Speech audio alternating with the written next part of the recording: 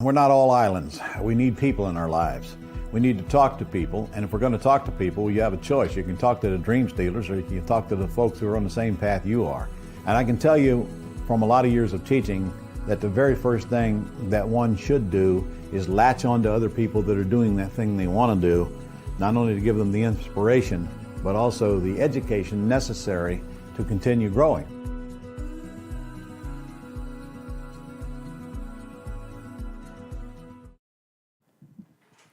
All right, everyone, this is Nick. I don't think so. Can you guys all hear me? Hello, hello. There we go. All right. Hey, guys, it's Nick. I am going to do this the way we normally do it. We're going to take each mentor. I'm going to actually get a couple of them up here as they come on here. We've got Scott on. Hey, Scott, how you doing? Hey, pretty good. How about yourself? I'm going to put my earpiece in. All right. Can you hear me okay? I can hear you. Beautiful. Tony, I saw Tony on. I think he's on audio only right now. The Wolffs will be on with us on a second. They're on the old stream, so they're still making their way over. We've got some more students coming over. We've got about 130 of you on the second stream so far. Still waiting on another few hundred of you to come over. So the way we're going to do this is we're going to kind of round robin. We're going to give each of our mentors about 10, maybe 15 minutes to get some good calls. This is all live, so it's just like making real calls.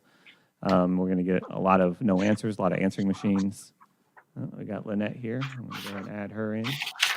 I don't think that's right. Hey, Lynette. Pass me the other one. Maybe that one was paired. I think it is paired. We'll let her finish getting on. We'll probably start with Scott here since we got Scott ready to go. All righty. And we'll hope that you can get in touch with a couple of good sellers, and you guys will get to hear all of the good, the bad. You'll get the angry sellers that we get, and we'll get the nice sellers, and we'll get everybody. That's right. All right, Scott, you ready to take it away? I'm ready to do this, right? All right. Yeah, I am. Hey, everybody. Glad you're tuned in. I got a chunk of leads here. Hey, so how many am I going to just do a few? Are you going to jump in and stop me when it's time to go to somebody else, or? Yep, I'm going to give you about 10 minutes, to get a call, and if you get a couple good ones, then we can move on to the next one. So, all right. As you're going through, if you get a bunch of no answers, we'll just let you keep going until you get some on the line. Awesome. All right, so I'm calling a property here. This is out in Springfield, Missouri, or Missouri. I guess it depends on where you're from. Well, hey, everybody, glad you're tuned in. And I got to tell you, one of the things that that I know that I think I can speak for the other mentors here, at least at this level, that we're trying to illustrate is to show you there is absolutely nothing to be afraid of to get on the phone and talk to a potential seller. No one can bite you through the phone. I suppose you might run into a grumpy person here or there, but frankly, I don't care if they're grumpy. It has nothing to do with me. And hopefully we can show you this, that there's just nothing to be afraid of. You have Ron scripts, and that's going to help you right there. But you know what? Just don't underestimate the value of what two human beings can do by getting on the phone and talking.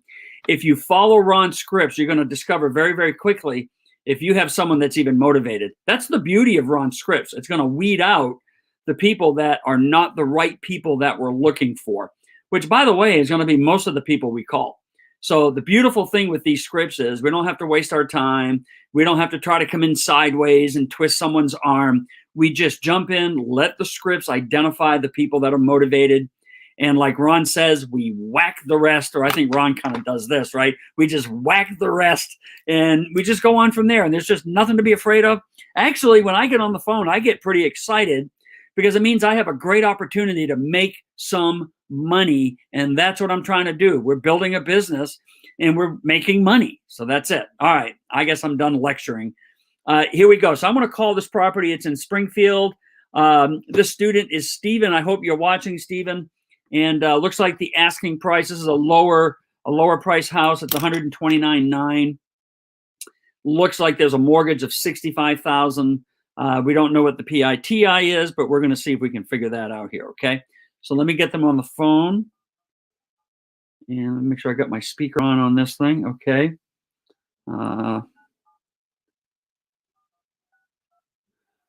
All right, and I'm looking to speak to Jake. He is a yes lead.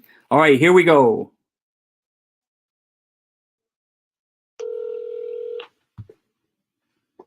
Hope you can hear that.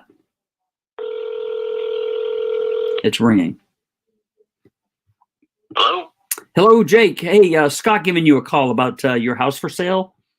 That's over on East Cozy Street. You got a couple of minutes?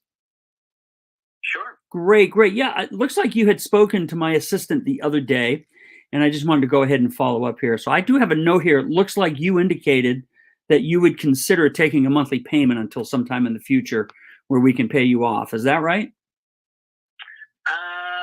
I don't think so anymore. That's no longer a thing that I can do.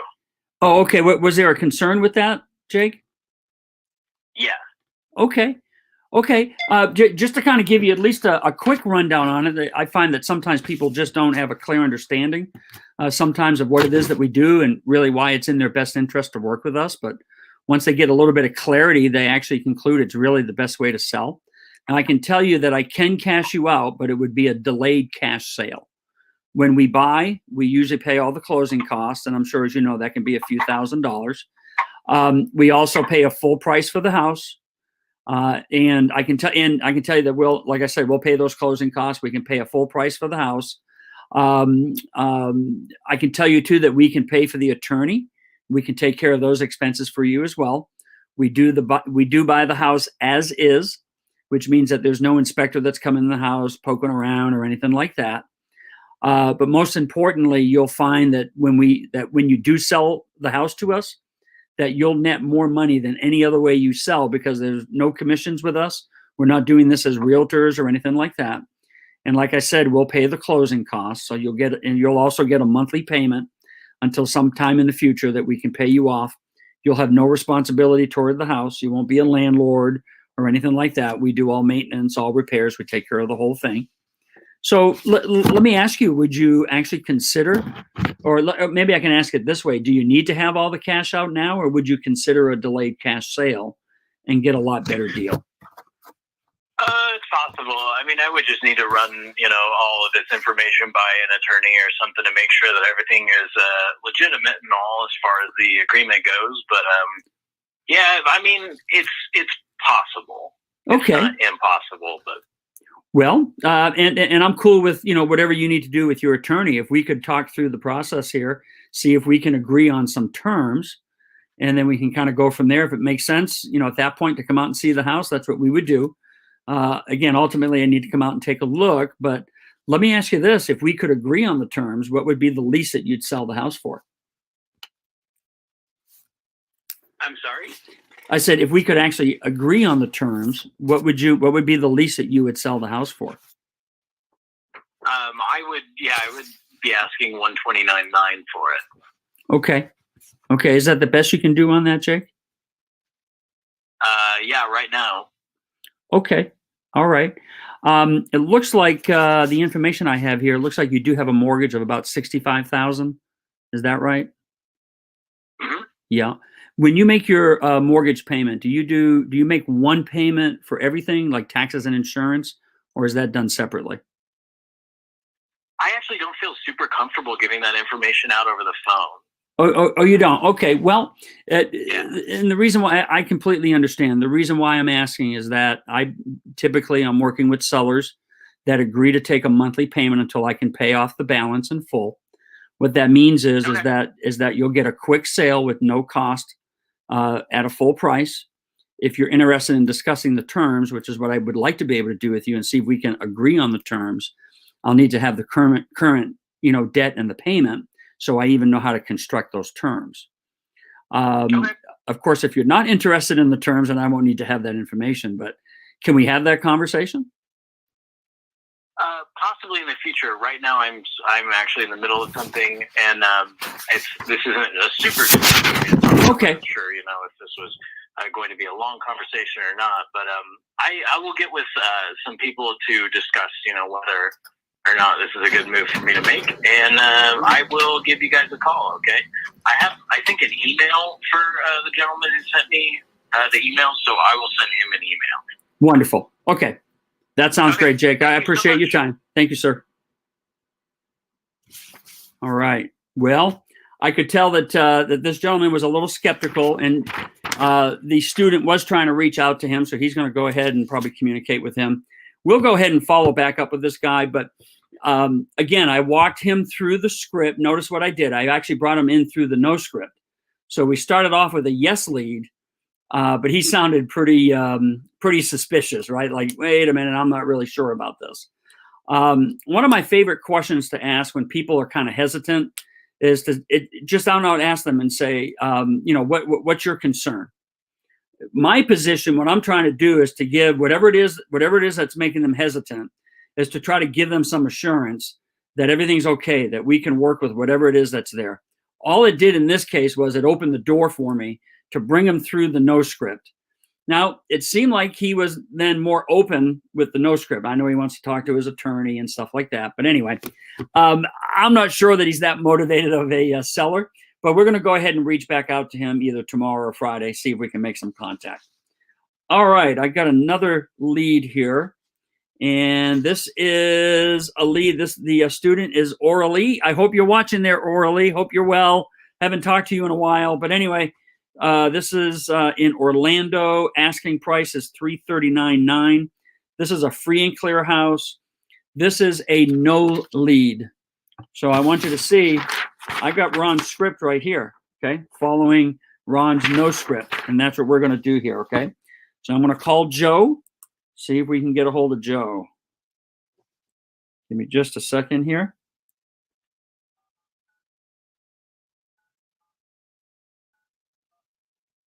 All right, here we go.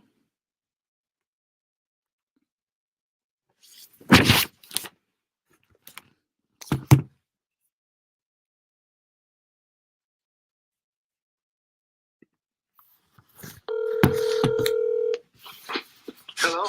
Hello, Joe. Scott giving you a call about your house that's for sale that you spoke to my assistant about the other day. Do you have a couple of minutes? I don't have a house for sale anymore. It's under contract. Oh, the one on Belfry Circle? Yes, sir. Okay, well, congratulations to you. Thank you. All right, good day. Bye-bye. Bye. All right, under contract.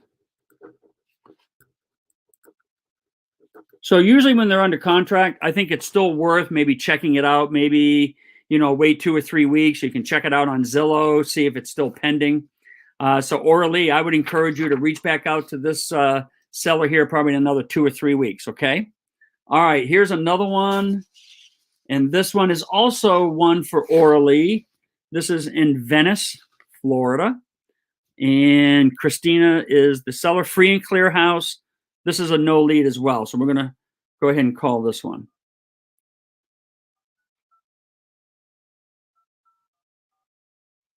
And so no lead. I got my no script ready to go. Here we go.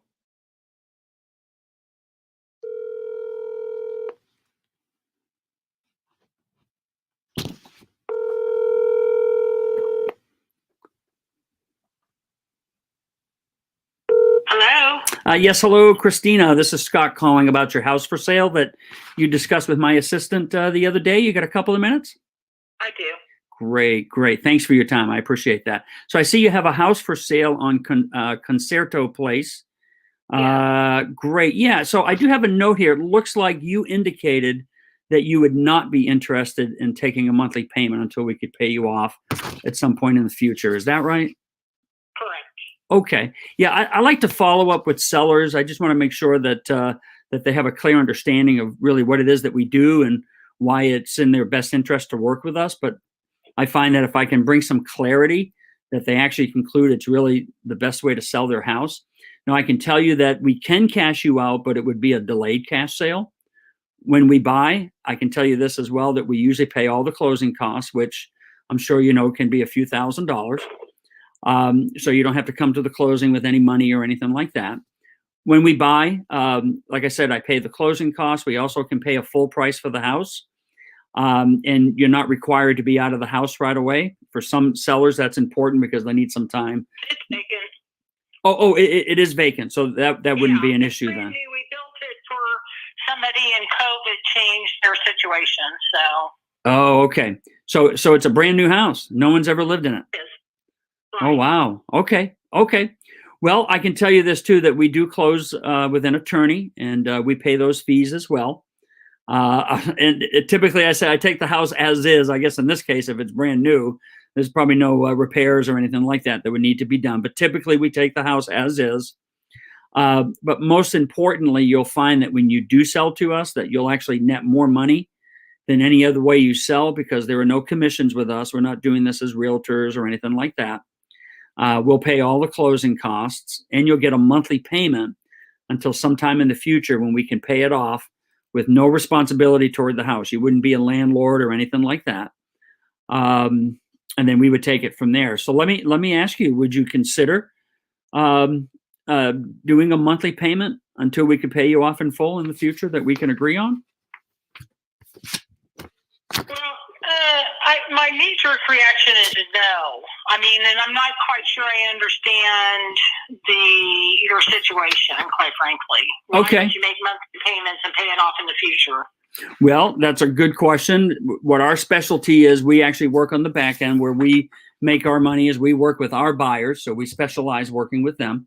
You would be in agreement with us, so we would be the ones buying the house. And then on the back end, we work with our buyer and position them so when they're ready to qualify for their mortgage, that's when we cash out. So I see that the house is free and clear. Is that right? Correct. So it's a form of owner financing. What we're looking for is just a little bit of time. In the meantime, we can make a payment to you. And then like I said, we work on the back end with our buyer, and we're going to move them into the house. And then when they're ready to qualify, we'll cash you out. Is that something you would consider doing? Yeah, I'm so unfamiliar with this, and I don't know how comfortable. What's your usual cash out? Well, I mean, what we would do, you're talking about timing, or you're talking the amount? Correct, timing. Well, that was going to be my next question to you. What would be the most amount of years you could give us to be able to do this? Well, in the meantime, I still own the house. Well, if we did owner financing, we would own the house. You basically would be like the bank. So we would buy the house now, make a payment to you each month, agree on a time frame, and my motivation is to cash you out as soon as possible. I don't want to wait the whole time frame. I want to get the most amount of time I can get so I can make that happen, of course. But then, frankly, we want to get paid, so we want to do that sooner rather than later. And that's typically how it works. It's what our specialty is. It's what we do day in and day out. And it works really good for the seller. You don't have to be a landlord. Like I said, you be in agreement with us. We are responsible for the house. The house is being lived in, and somebody's sending us a monthly payment. Well, we would, because you would be in agreement with us. Whether if there's someone in the meantime, somebody's living in the house. Correct. Yep. Yeah, Exactly right. That would probably be a no dog for me. Okay. What's your concern with that? Well, I just, it's a brand new house, and I can deliver it to somebody. We have a large percentage of cash customers here. Yeah. I've kind of got a price like a whale right now. So if I were to, which I'm in the process of reducing it currently, I could get a cash buyer and close immediately and have all my money. Okay. How long have you had it on the market? We're not in the need of a buyer so badly that we're willing Sure. to put somebody in the house. Yeah. And, Okay. I mean, that's just not our situation. Okay. How long have you had it on the market, Christina? Well, I listed it not in its best light, Right. like 10 days ago or whatever. And you can Okay. get better pictures in there and, better description. I've just been kind of la-di-da. Okay. But we just have no need for your services in any way, shape, or form that I can think of. Okay. Fair enough. How about if I do this? How about if maybe in about a month or something, we give you a call back if it's still for sale? Well, even then, we could hold the house empty for a year if we needed to. Okay. Or whatever. It's just, because of COVID, we got all this stinking money now we don't know what to do with. So, if we can sit there in that house for all we care, we can't travel and use any of it. So there you Right. go. So, Okay. anyway, we're Okay. fine. All right. I got your message loud and clear, but all the best to you. Okay. Yeah. Bye-bye. Yeah. So not interested.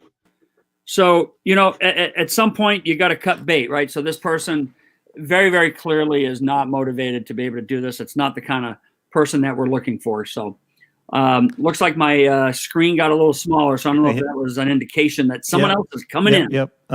So I like what you did there. There's a couple things I want to point out that you did that I really liked. Anytime anybody asks you, you know, just can you just send me the contract? That's kind of like an out for them, right? Right.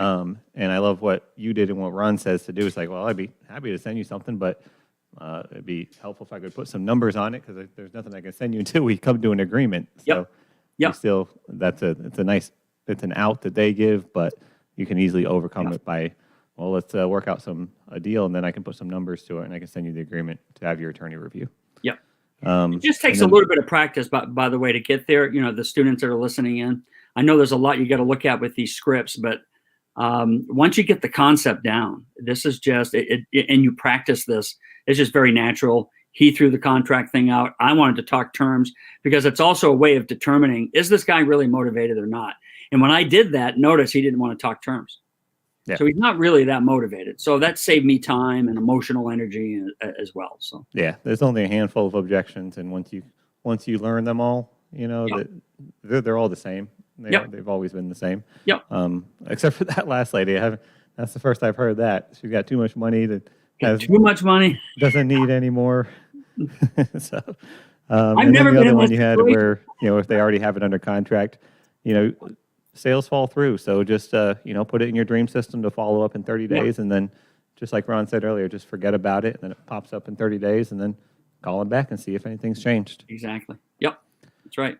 All right. All right. Well, then I'm going to move on to Lynette here. Okie dokie. Okay, and we'll be back around to you, Scott, for the rest of your leads, okay? All right, sounds good. Hey, Lynette. Hello, everybody. Yes, we are so excited to do live seller calls. This is my favorite part of the whole business. When you get good at the closing call, this is where you make your money. Cha-ching, cha-ching. Type that in the comment bar if you guys are still awake. Congratulations. Cha-ching, cha-ching. This is my favorite part of the whole business.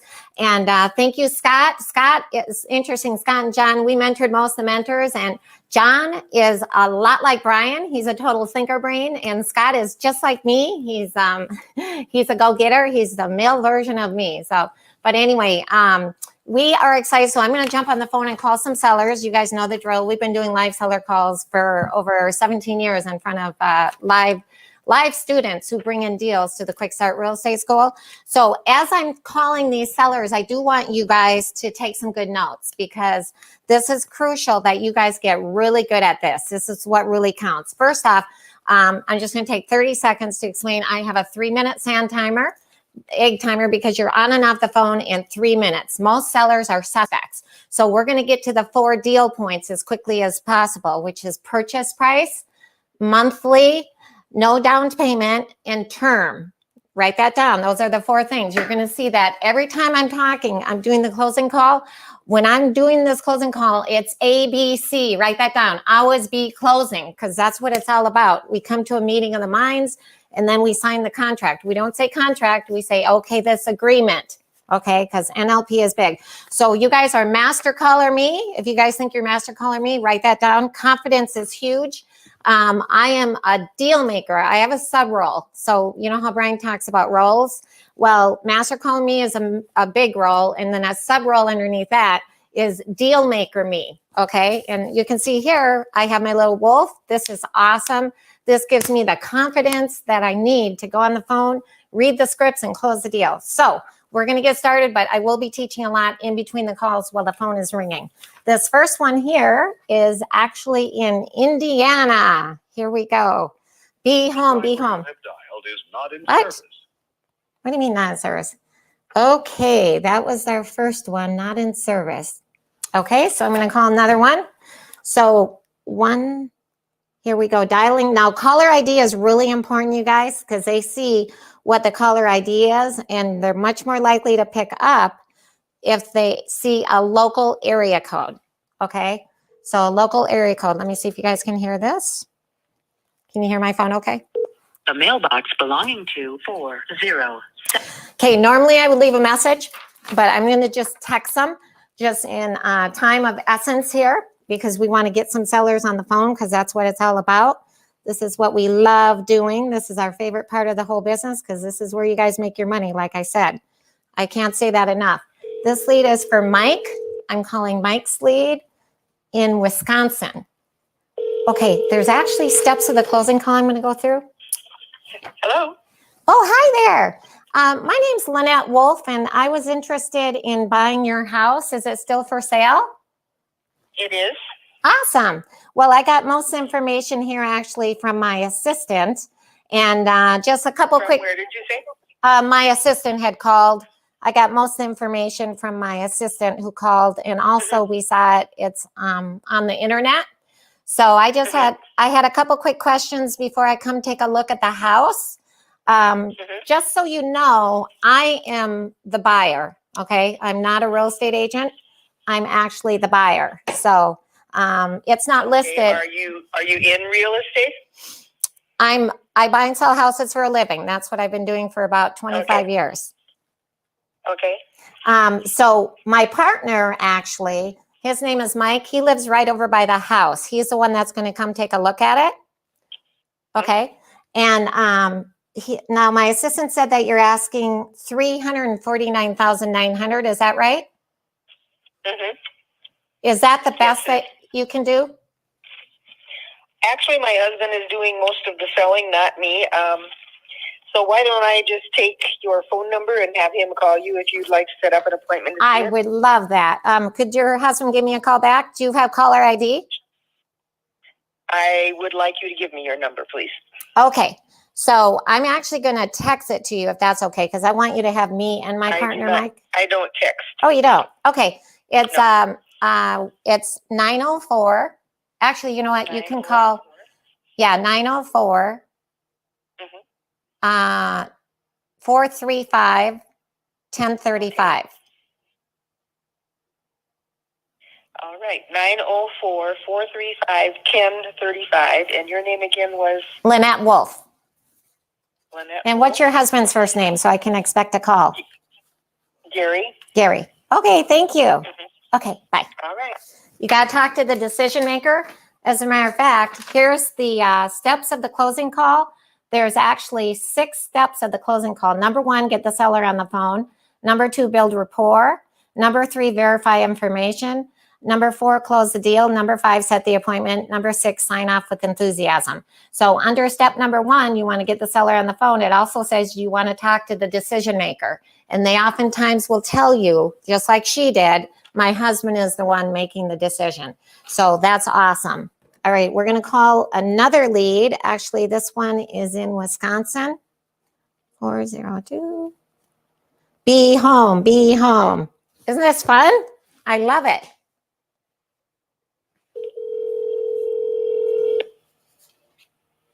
No. Hello. Oh, hi there. My name's Lynette Wolff, and I was interested in buying your house. Is it still for sale? Yeah, it is. Awesome. Okay.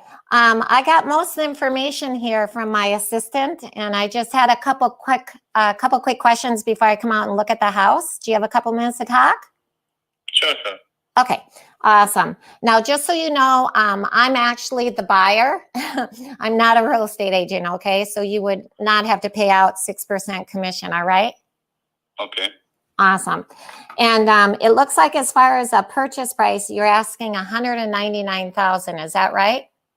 Yeah. Is that the best that you can do? No, it is flexible.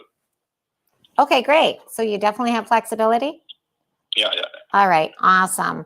Okay, so actually a real common way that we buy houses is we would buy the house, somewhere around the $199,000. That's definitely within our price range. And we can talk about that when we come see the house, okay? And Sure. The way we do it, it's a real common way, is we'd buy the house, close on it right away, and then we would go ahead and cover your property taxes, your insurance, your monthly payment, everything, until we pay you off in full at a later date. So since we're going to be covering that payment for you, including property taxes and insurance, approximately how much is that per month?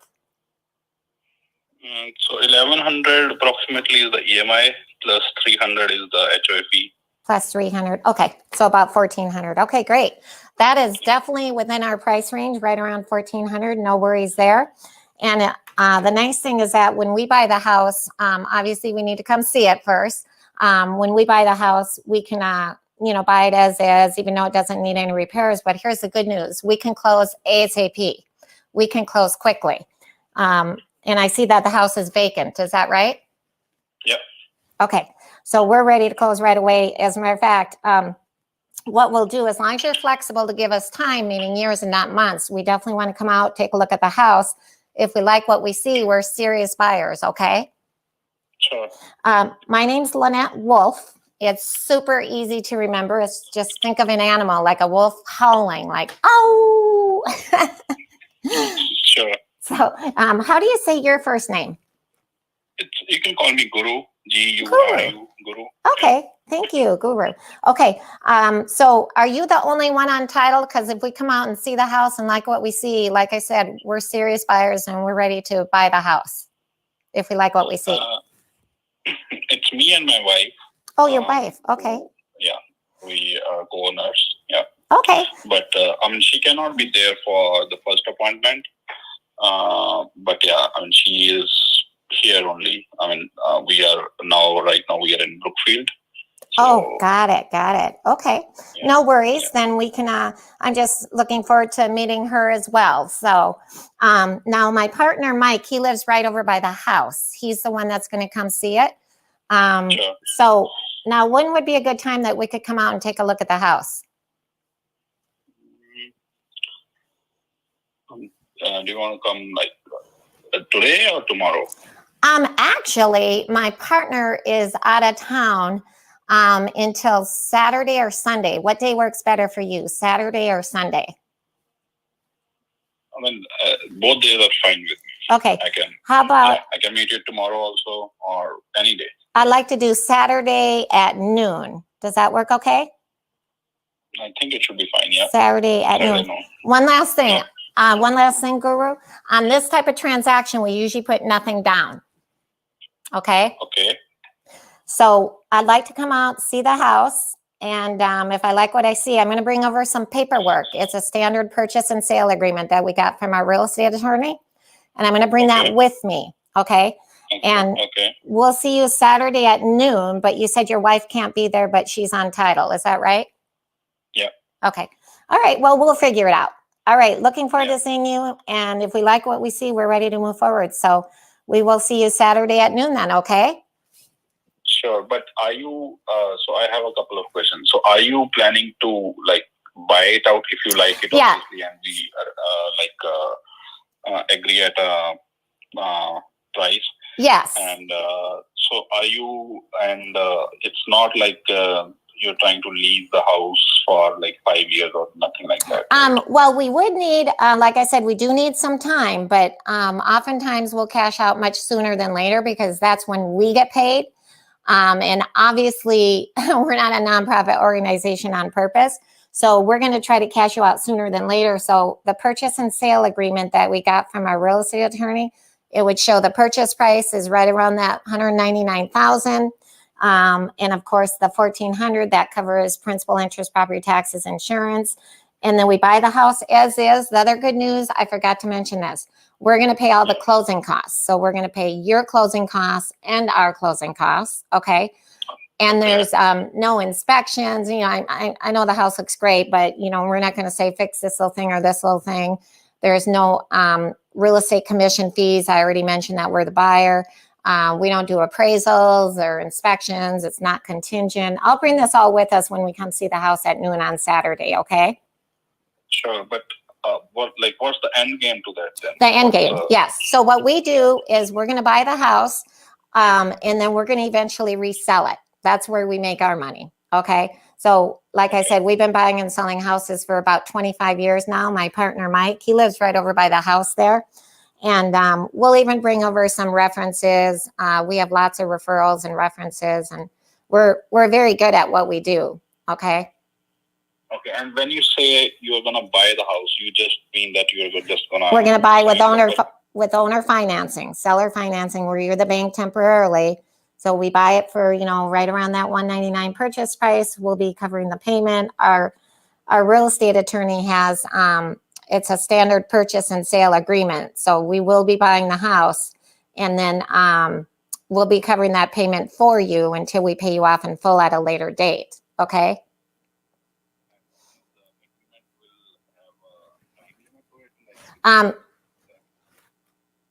Yes. So actually, are you there? Somebody was calling in. Okay, yeah. Yeah, so we're going to try to cash you out sooner than later. Sometimes it's 6 months, sometimes 12 months. We just don't want to make promises we can't keep. So we can talk about that when we come see you. Okay? Okay. All right. Sure. Is that all the questions? So I'll see you Saturday at noon.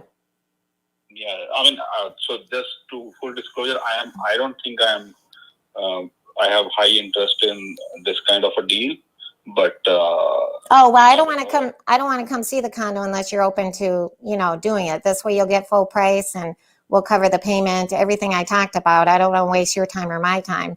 If you and your wife would be open to this, I would definitely want to come see the house. No, I'm not looking for a long-term thing. Like, I don't want to put for say 1 year on the purchase agreement that it's open to you for 1 year. So I don't want to do that. Even if you were going to make a lot more money, because oftentimes not only do we pay full price, so you're getting, right around $200,000, but there's no commission, no closing costs. We're going to cover everything and we can close instantly.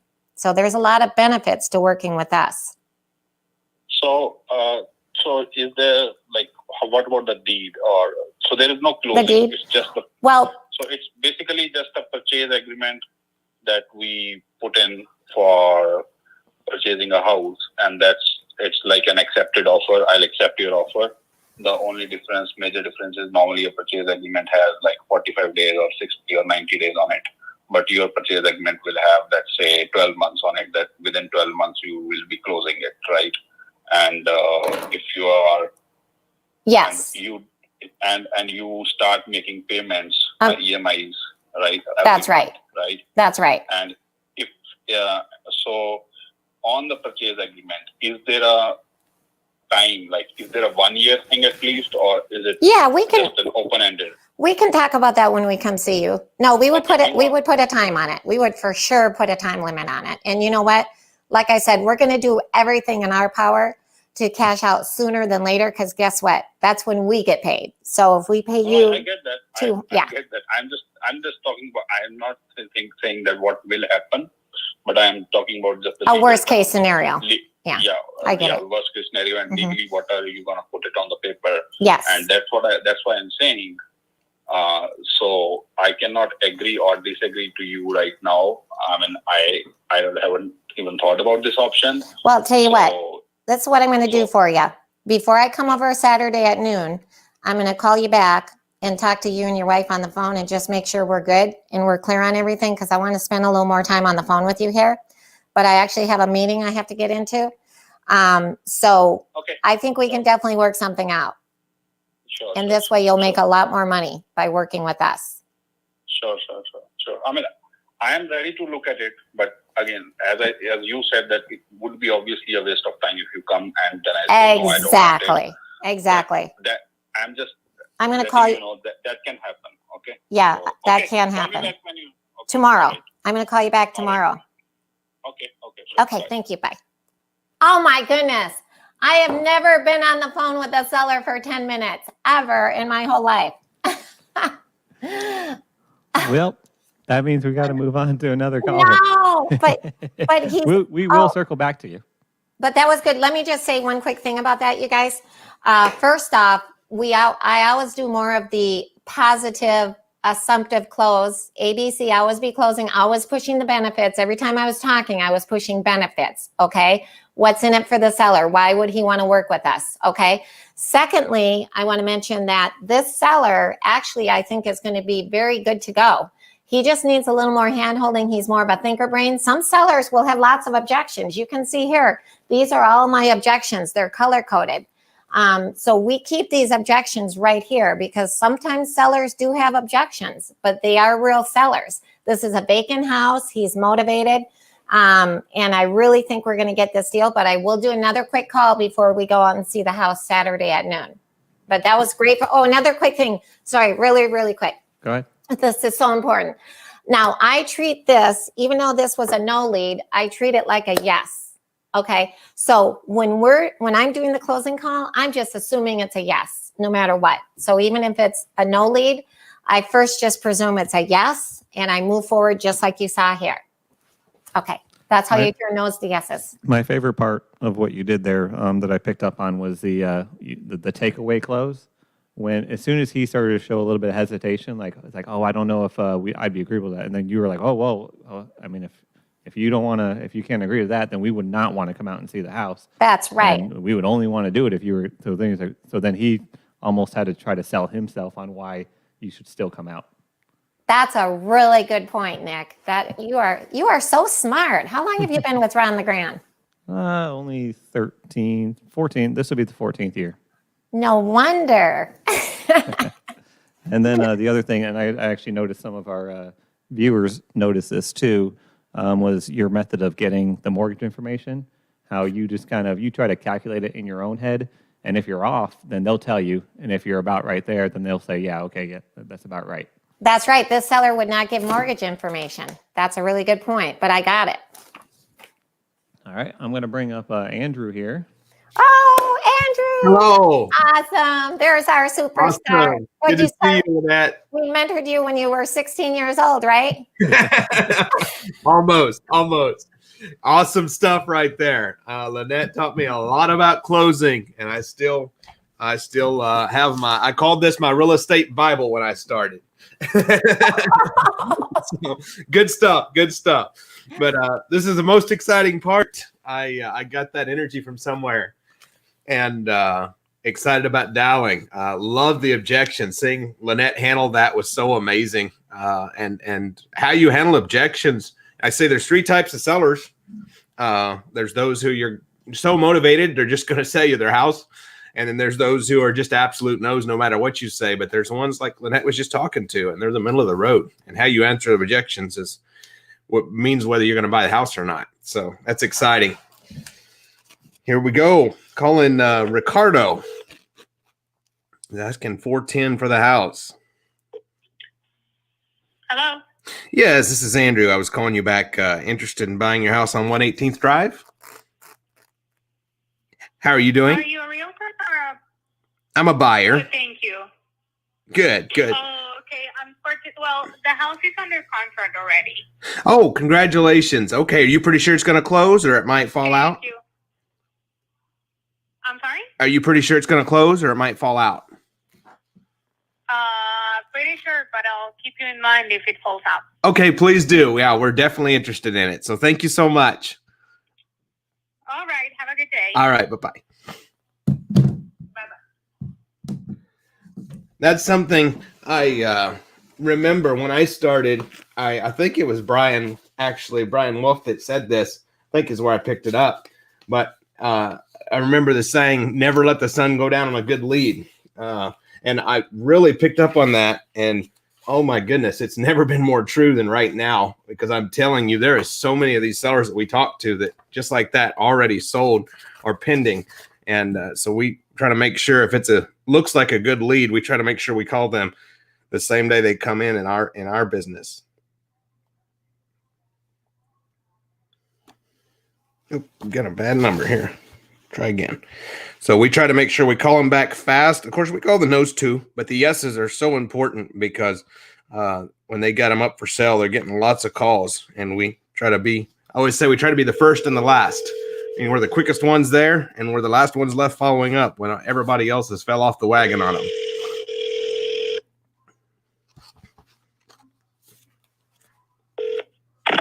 Hello. Hey, this is Andrew calling you back. I was interested in buying your house on Boca Rayo Drive. It's already under contract. We have the closing this week. Oh, congratulations. Thank you so much. No problem. All right, bye-bye. And there's another one sold. So I'm telling you, it is so amazing to me how many we have been able to close, of course, by being the first ones there. We just bought a deal about 2 weeks ago, And we got out to the house. The first contact our VA had with her was, I don't remember the day, but I'll say it was Tuesday evening at like 4 o'clock or whatever. And it was Tuesday afternoon or evening. Wednesday morning, we went out and bought the house. By the time we got there, Wednesday morning, she'd already had 4 other people reach out to her.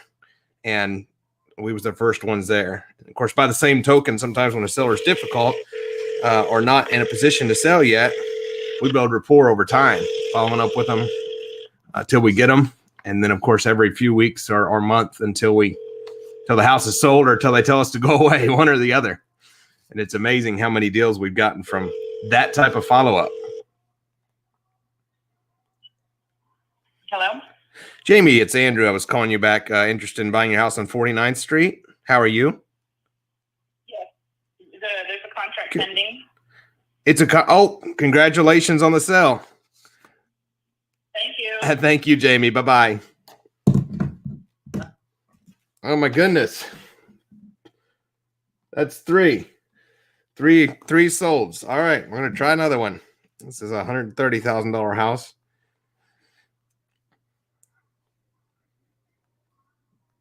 And that's another reason we focus so much on getting the sellers to call us.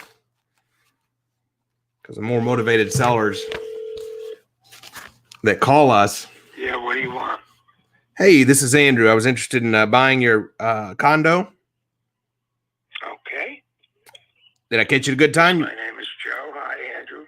I was doing some paperwork. No worries, Joe. How can I help you? Yeah, so I think you talked to my assistant a couple days ago, and I just wanted to ask you a couple final questions before I come out to see the house. Sure. So you're asking 130, right? Correct. Okay, and then it looks like my assistant put down here if we could agree on price and term, you would entertain doing some owner financing till we can pay you off in full. Is that right?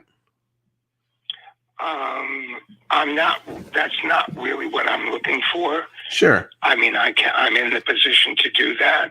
Okay. But I really don't want to do that. And if I did it, it would only be for about $20,000. Be for about, I'm sorry, what would be for 20? In other words, I would only hold a note for 20 grand.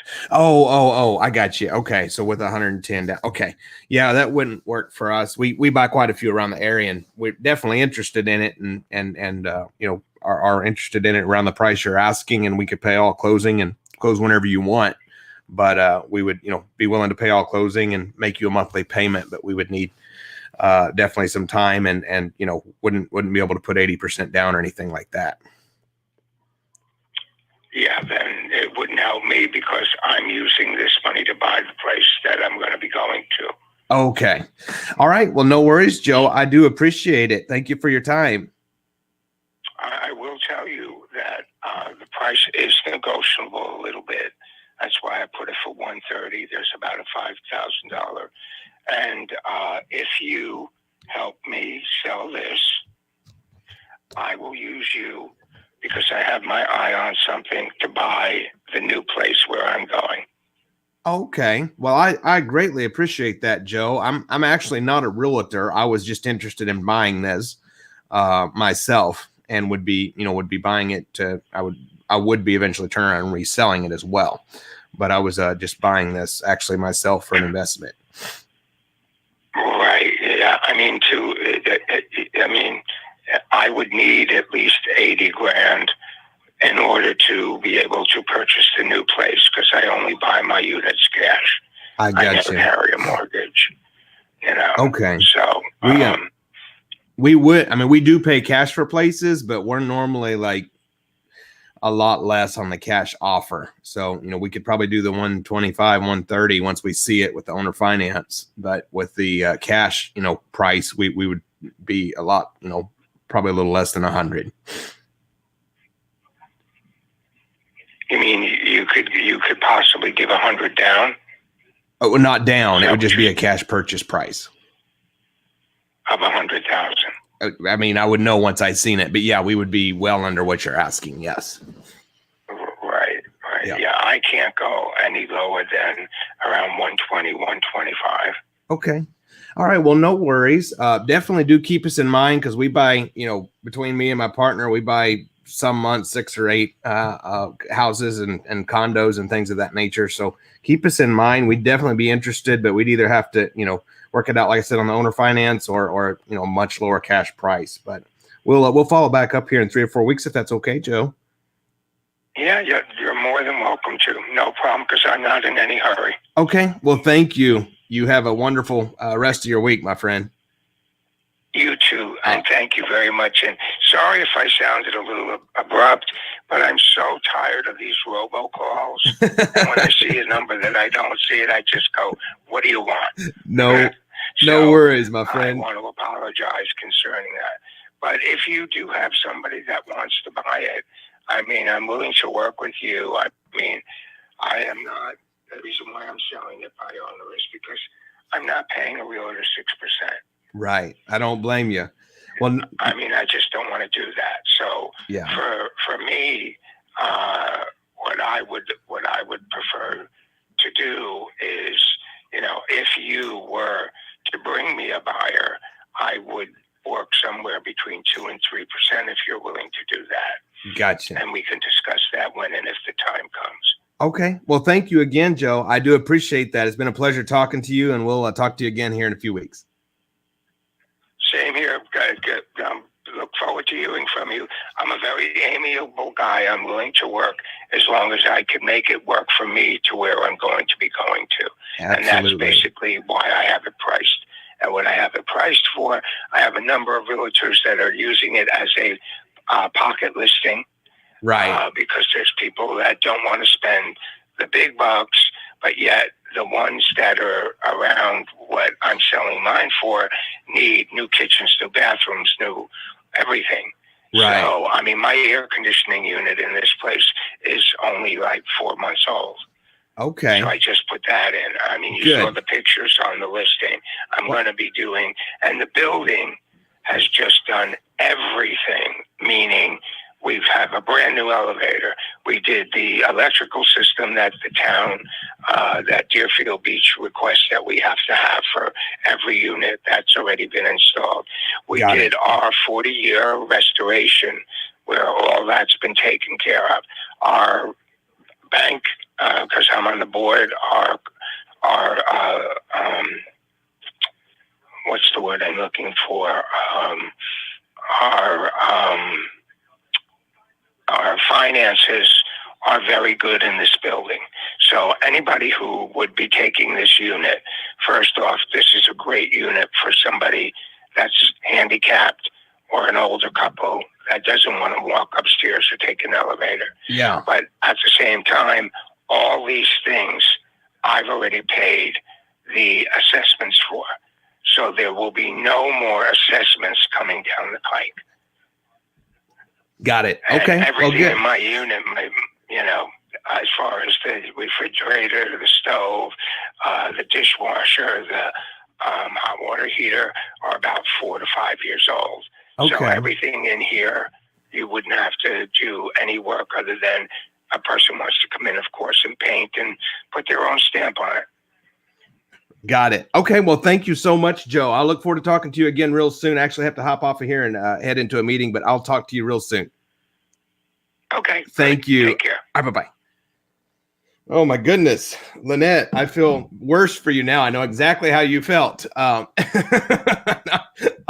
laughed because Tony put in the private chat. Tony Pearl put in the private chat and said, ask him what brand the appliances are. Now, I will tell you, so Lynette just had the exact same thing to deal with. Anything interesting about that kind of deal right there, sounded like the guy is determined to pay cash, right? Determined to pay cash for his new place, so he needs cash out, which is fine. But I will say this, when you do the takeaway like that, it's amazing. When they start dropping, we just had a deal in our business yesterday, and it was a subject to deal. And the lady wanted $10,000 cash, and the house, she's behind on payments, she's losing it, and it just didn't support that. It needs some work. And so we made our highest and best offer of giving her $1,000 cash on top of taking over the debt. And she called back about 10 minutes later and went down to $3,000 cash in her pocket on top of the debt. And we explained to her again, our highest and best was 1,000. And about 10 minutes later, our phone started going again. And so it's amazing as you do these, when they begin to feel that you're doing the takeaway, as you've seen Lynette just do as well.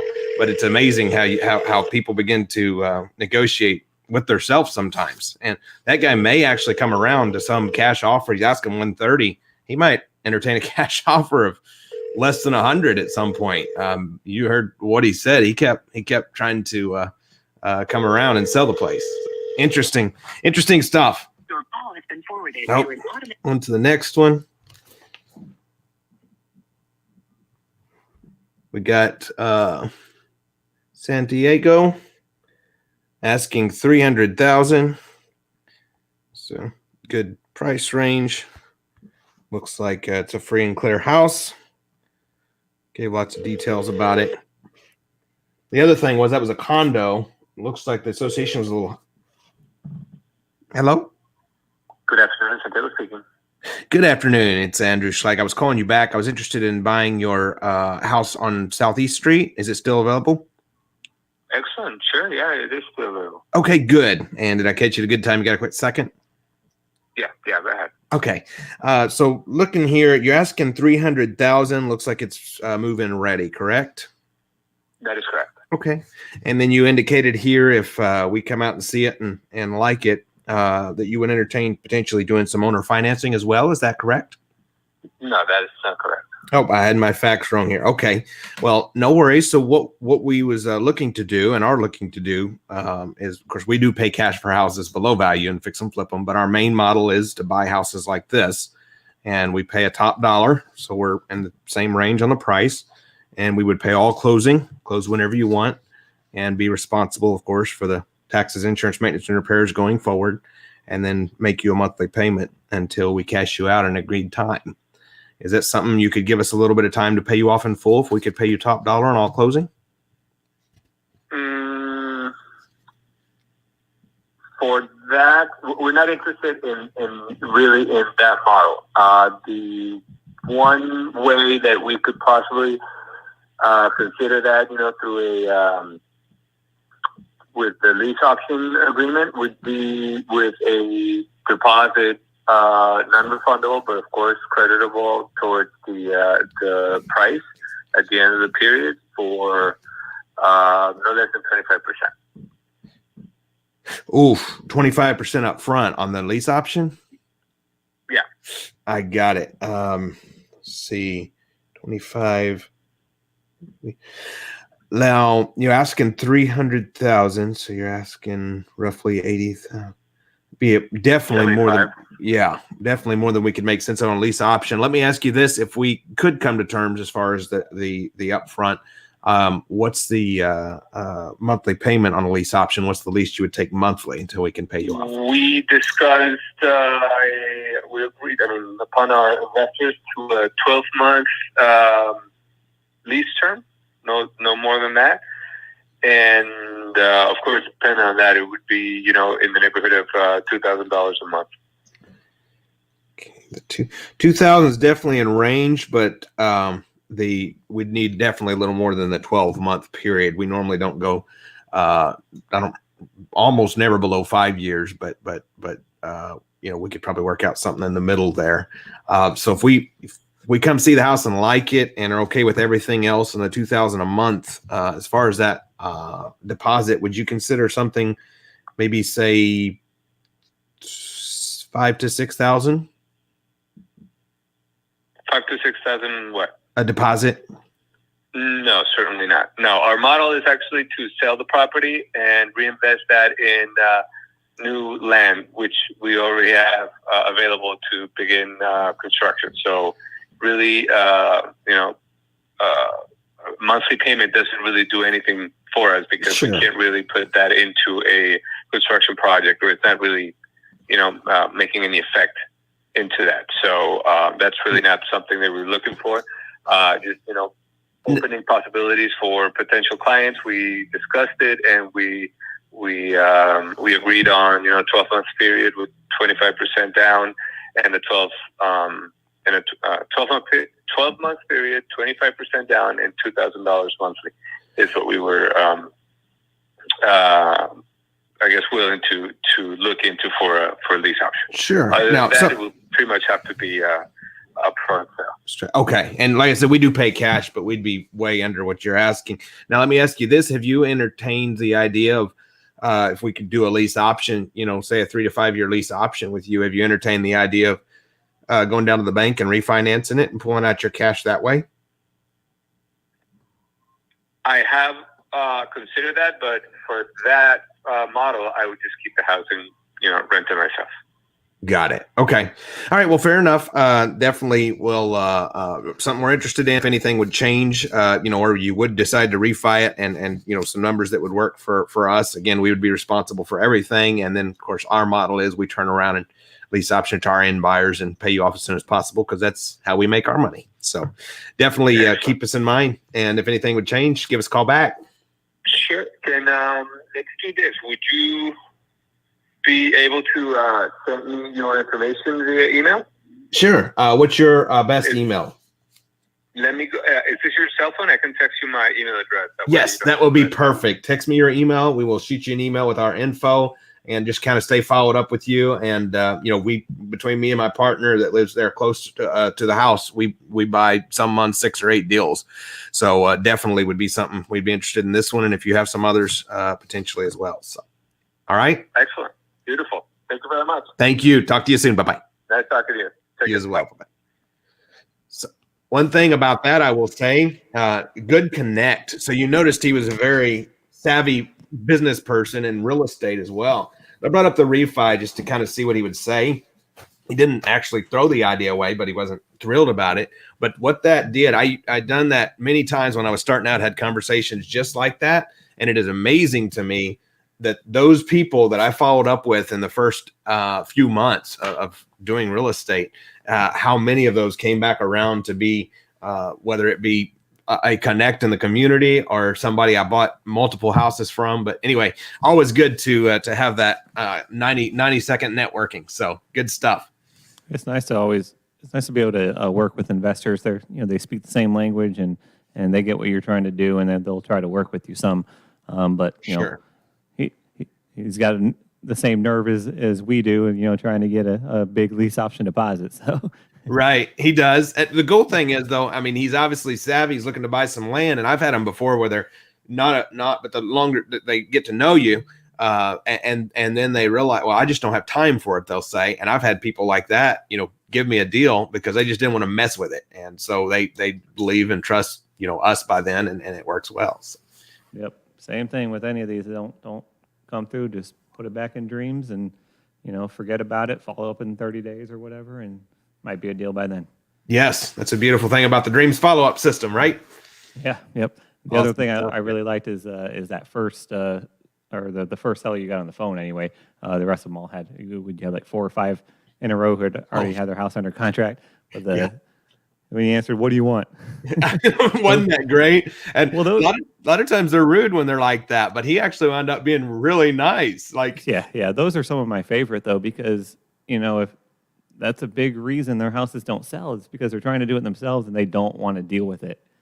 So it's not a house problem; it's a seller problem. Yeah, I had one where this guy was so COVID conscious that he wouldn't let anybody even see the house, not even a virtual tour of the house, until they came with like a proof, like pre-approved everything, so that was the reason that house didn't sell. It was a great deal. So I would tell you, we had one, we just literally, we're getting under contract tomorrow, and we've been following up with her for 13 weeks or 14 weeks for that same thing. She didn't want us to come over, and anyway, all sorts of things, and COVID going on, and unfortunately her dog just passed away, so she was okay with us coming in while she was gone. So she left the door unlocked. We come in, took our pictures, left, locked the door, and looks like we'll have it under contract tomorrow. So interesting stuff. All right, well, we're gonna switch over to Tony here. My brother. I know, Andrew, you're on a time constraint, so I'm gonna try. How many more do you have to call after? If we I have 5 more leads. Okay.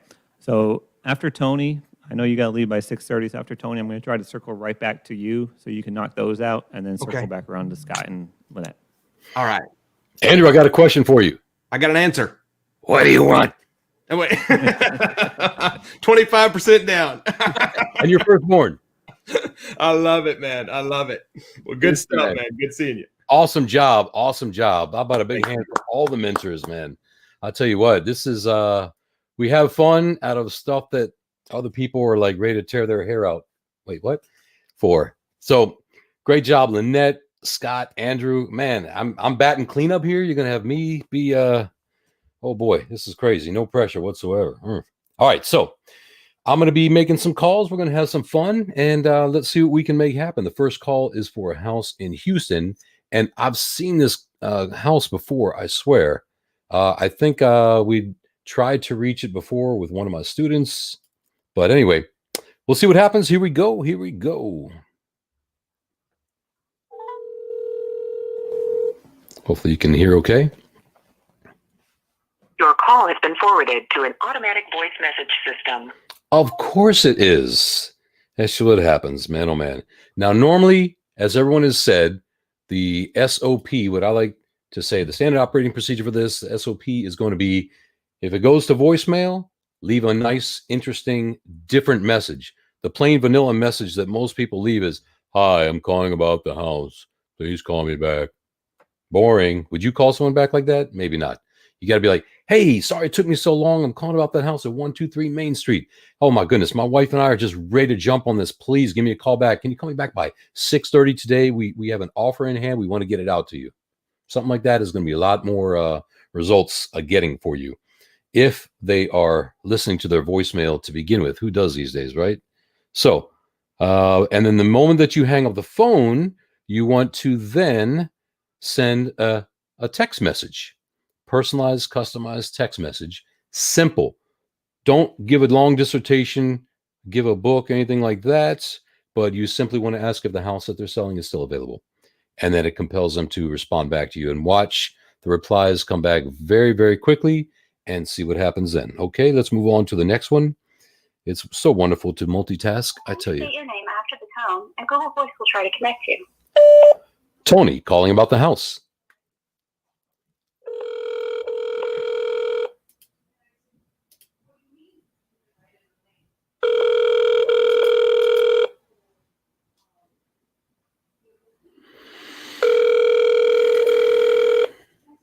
This is in Orlando. Lovely looking house, 4-bed, 2-bath, 1,905 luxurious square feet. Asking price is currently $325,900, but the Zestimate says only $283,000. Ooh, a little bit of a gap there. The Google subscriber you have called is not available. Well, you suck. Well, we're not going to leave a message for them, are we? By the way, what I normally like to do is open up Zillow in one tab and have the PI sheet open in another. I like to do things electronically. So I'll have that open in one other tab on like a PDF reader or something like this. That's what works for me. Then I type right on it. So I don't have to wait for paper and print stuff out and do all that fun things. Let's see. And besides, I don't know, my printer always, no matter how much ink I put in there, it always seems like it's running out of ink. Hate when that happens. All right, pick up the phone here. This is Mickey. I don't have this one open on Zillow, but let's see what we've got. 729, asking an appraised price. Another house in Florida, Windermere. This for the student's name is Marco. Marco Alcazar. House is owned free and clear. Hi, you have reached Mickey Mouse. Please leave a name, number, and a short message at the tone, and I'll get back to you as soon as possible. You say Mickey Mouse? This is Donald Duck. Oh boy. Didn't sound like Mickey Mouse, did he? Sound too, anyway. Let's see what else we've got. Let's move on to the next one. This is what we've got to do. Again, normally what we do is leave a nice, fun, happy message that gets attention and gets them to call us back. And then immediately when we hang up the phone, leave a nice, sexy text message. Send it right away. But since we don't have that option this evening, we're just going to have to keep things moving. And Hello, Yes, hello. I'm trying to reach Todd, please. This Todd. Hey, Todd. How you doing? My name is Tony Pearl. I'm calling about the house that you're selling at 2311 Gray Highway in Macon. Is it still available? Yes, it is. Okay, great. I'm not catching the middle of something, am I? No. Okay, awesome, awesome. Well, the reason for my call is I understand you actually spoke with our assistant not too long ago. They called and asked you a whole bunch of crazy questions about the house. I'm sure you talked to a lot of people, but do you remember that conversation? I suppose. Yeah, maybe so. Okay. All right. Would you mind if I just verify the information I have? I'm trying to find a house to buy tonight. I want to make sure that I'm talking about the right information here. Mind if I ask you a few questions? Good. Okay, appreciate it. So I see that this is a big, beautiful house, 6 beds, 6 bath on 5 acres. Looks like you're asking $430 for it, and it may appraise for a bit more. And it's actually it's 3 houses. Oh, it's 3 houses. Okay. Is it a 3-house like a triplex, or is it like 3 different separate houses? It's 3 separate houses. Okay. Well, I might have to fire my assistant because that's not what I have right here. Okay. So what can you tell me about them? It's basically a family compound. It's the first house has 3 bedrooms, 2 baths, living room, kitchen, everything. Everything's been upgraded. It's all new roof, new everything. The second house has 1 bedroom, 1 bath, living room, kitchen, laundry room, basically all the essentials that you need. The third house has 2 bedrooms, living room, kitchen, everything that you need as far as a house, and a complete workshop with 12-foot ceilings in the basement. Wow. So that's very interesting. That's very interesting. So all this has been redone. It sounds like has it been freshly built or freshly renovated? Renovated. Okay. And okay, I see that. Oh, I see what's going on. You're an investor. You're a fellow investor then, right? Uh-huh. Okay, awesome. I'm also an investor, but I'm not looking to lowball you here. You've already done all the work and everything. Well, let me ask you this, putting the cards on the table. If we can give you a good price for 1 or all 3 of these houses, do you think you might be able to consider taking payments for a while? If we can give you a good price, take care of the closing costs, make this a really easy transaction, be a delayed cash out. You think you might be able to taking payments for a little while until we can get you cashed out? I mean, it just depends. We're also a law firm, so we're a closing law firm. Awesome. Are you an attorney yourself? My partner is, yeah. Okay. Do you do a lot of real estate deals, closing at the law firm there? Yes, we do. We're the #1 closing firm in Middle Georgia. Awesome. Fantastic, man. What's the name of your firm, out of curiosity? Smith, Hawkins, and Hollingsworth. Smith what now? Hawkins and Hollingsworth. Hawkins. Okay, cool. Hawkins. Smith, Hawkins, and Hollingsworth. Got it. And do you work with other investors or do your normal? We mostly do all commercial there. Okay. All commercial. Okay, great. So if we could, what is your current asking price for all 3 houses? We're looking to get at $375 out of them. Okay. For all 3 as a package? It is. Okay. And are you set on that price or do you have any wiggle room there? No, we're going to ask $425. So. Okay. All right. Well, say we were able to give you a good price, maybe even that price, close whenever it's convenient for you. If we were to pay all the closing costs and make it a really easy transaction, do you think that you could take payments for a little while until we get you cashed out? Yeah, how long would be a little while? Well, we normally like to get the longest period we can. What's the longest you think you can give us? I mean, I don't know what you're looking for. I mean, what do y'all generally do? Well, what we do is we close, we take possession or ownership of the property. We make payments to you. Then we work out, we install our personal tenant buyers in there, the people that we worked with, we've qualified, people that are looking to buy the house as quickly as possible. We get them qualified as quickly as we can so we can get everybody cashed out because that's when we get paid. Does that make sense? Yeah, I understand what you're saying. Okay. Yeah, but I'm saying that what is generally the turn frame on that? Well, what's the longest you can give us? Because we normally like to get at least 5 years. I'm sure 5 years would be workable. Okay. What time frame do you have in mind? What's the longest you think you can give us? We'll probably get you paid off a lot faster, but we just don't want to put ourselves in a corner. 5 years is about as long as we want to go. 5 years? Okay. Okay. What is the initial down payment? Well, if we're paying almost retail price, we usually buy with nothing down. Okay. We pay all the closing costs though. Yeah, we wouldn't be interested in doing none of that. We can do that ourselves. We appreciate it. Thank you. Okay. What's the least you could take? Well, that's how it goes sometimes. We might have to follow up with that one. I took a few notes on here. I'm trying to type and write and move with one hand here. I think I just aim this at the speaker. So anyway, we had fun there. Let's see what we can do on our next call here. I'm going to make a note. So that's obviously an investor. Normally, it's great to work with investors because these are business people. They have similar goals as us. We're just trying to get something worked out with them that would work. Obviously, he's trying to ask what I want to do. I'm trying to ask what he wants to do. We like to ask questions to help them make us an offer. Usually works quite well, especially with typical sellers. But with an investor like that, you could tell by the tone of his voice, the guy had no patience. Whew. He's probably in the middle of a six-pack or something. I don't know. But I was also trying to get a plug for a possible real estate law firm for those of you in Middle Georgia. This property is located in Macon, but they do mostly commercial. So let's keep it moving. Let's get on to the next one. This is for my student, Kim. That's right, Kim Gregory. You and your daughter, Danielle. How y'all doing? I hope you're watching. So this is a property in Richmond. And let's see. Let's dial this number here. Hope you guys are having fun with this. Some people say that this is the most popular, the best part of the summit, more so than with Ron. Don't tell him that, though.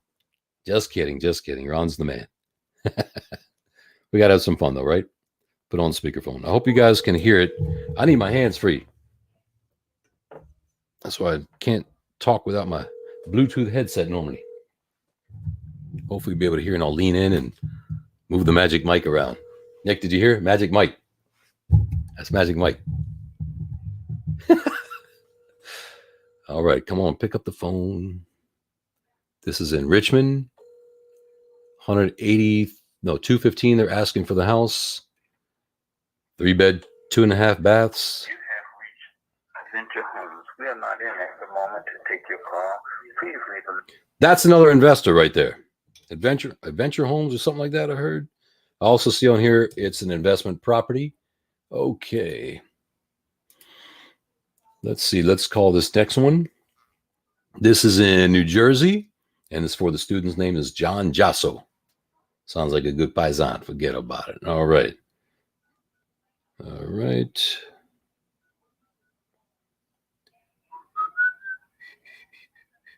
Got to make sure I got the right number here. Pump up the volume. And I'm just going lead to lead to lead. No tabs open, just buck naked. Let's see what we can do. I hope you can hear this.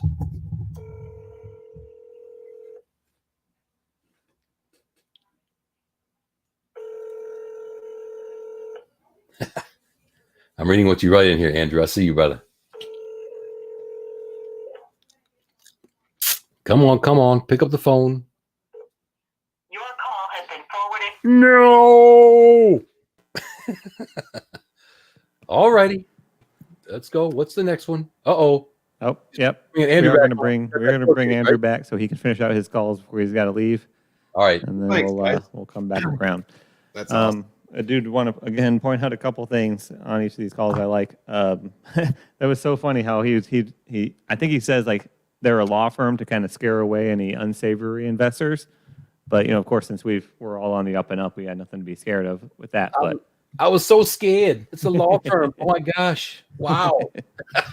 I'm sorry, Nick. Go ahead. All right. We're going to move on to Andrew. Let you finish up with your 4 or 5 and then circle back around. Okay. Cool.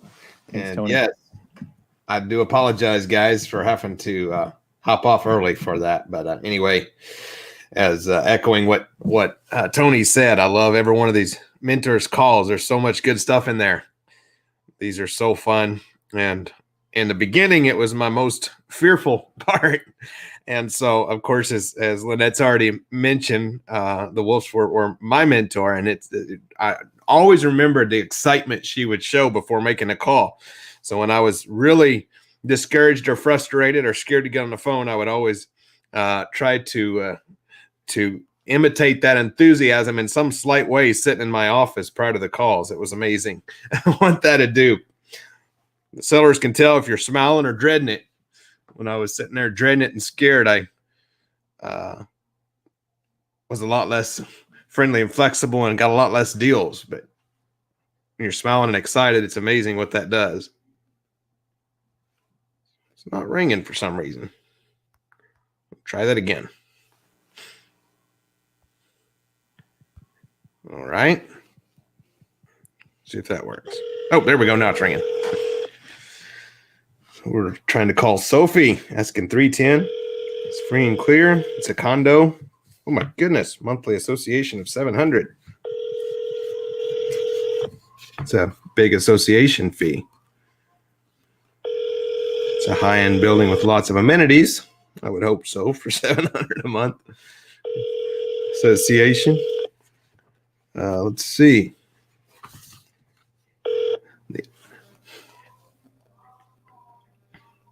Please leave me a message. Oh, no answer from Sophie.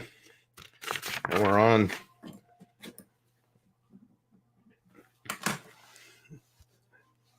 We, in our business as well, as it's been said on here, we text them as soon as they don't answer. We immediately text them, and I don't want to exaggerate, but I bet nearly half of them text us right back or call us.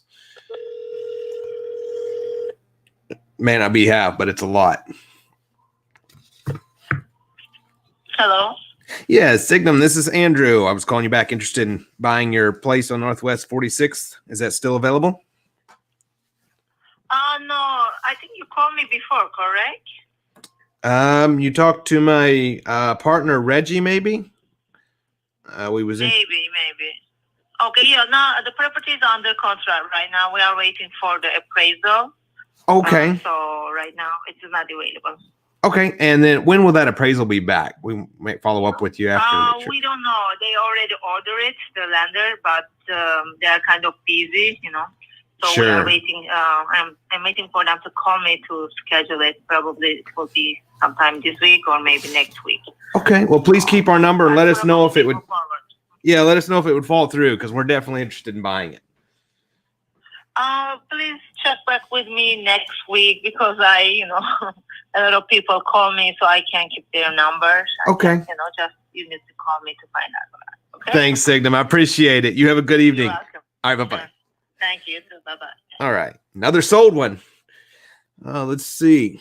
We got Brian. Somebody. Xavier. It looks like hand wrote this one.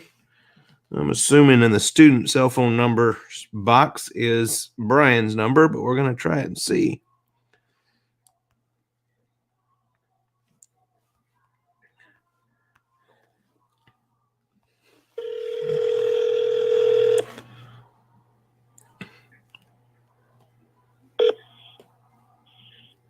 Javi. Hello, Brian. This is Javi. This is Andrew. Oh, yes, it is. I'm looking for Brian's number. Is it on this sheet anywhere? Hey. Here, let me see. Just we actually thought you guys were just going to call these leads for deal structuring, not for deals for sellers. So we're hoping to close these guys already. Oh, got it. Okay. All right. No worries, brother. Thank you. You guys are great, man. Thank you. Thanks. All right. Bye-bye. All right, so they just sent those to look at for deal structuring. Actually didn't realize I was calling him, so that's why it didn't have the seller's number. So that was Javi. I was saying his name wrong. Now we're to Elizabeth. I'm trying to call Elizabeth here. So that after this one, we got one more. Please leave your message for. Well, now all we got's I'm calling Andrew. Hopefully this is a good call, a grand final here, and calling a guy named Andrew. So what could go wrong? It should be perfect, right?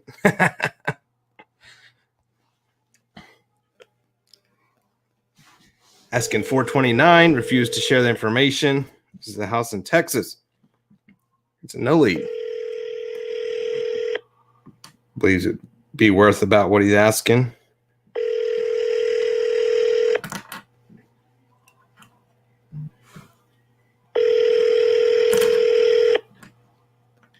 Your call has been forwarded to That's it. Well, fun stuff, exciting stuff, and congratulations to all of you all for getting to be on hearing these live seller calls. This is the most exciting part, and man, great job to all these mentors. But thanks for letting me be a part, Nick. It's a lot of fun. Love talking to sellers and sharing with the students. So hopefully they got some awesome value from what I did, and I know they're going to continue to get awesome value from the rest. All right. Thanks a lot, Andrew. Awesome, man. We're going to circle back over to Bye, guys. If Scott's available, there he is.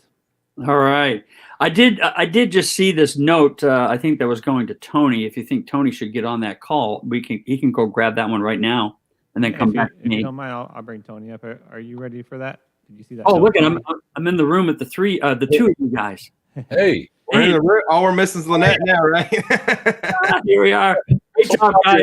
What's Yeah, that? Tony, Eric? What is that? I sent you a message. Marco, one of our students, Yes. he said he texted the seller and the house from Windmere. Yeah, so that you can go ahead and call back. Okay, great. I just closed that. Let me bring it back. Windermere. Okay.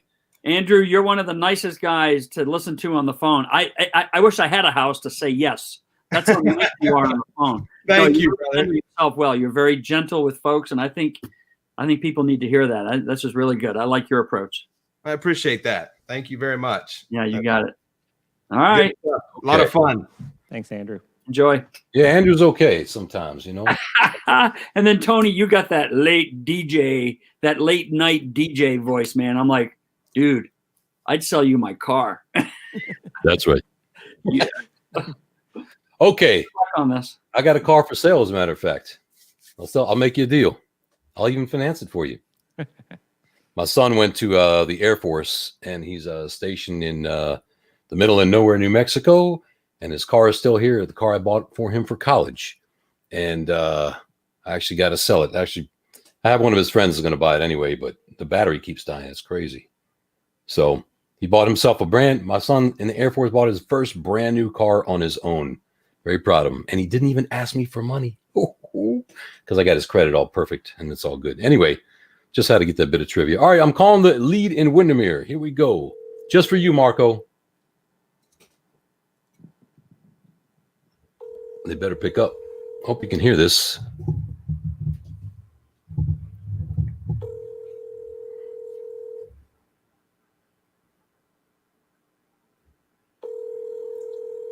They're not picking up.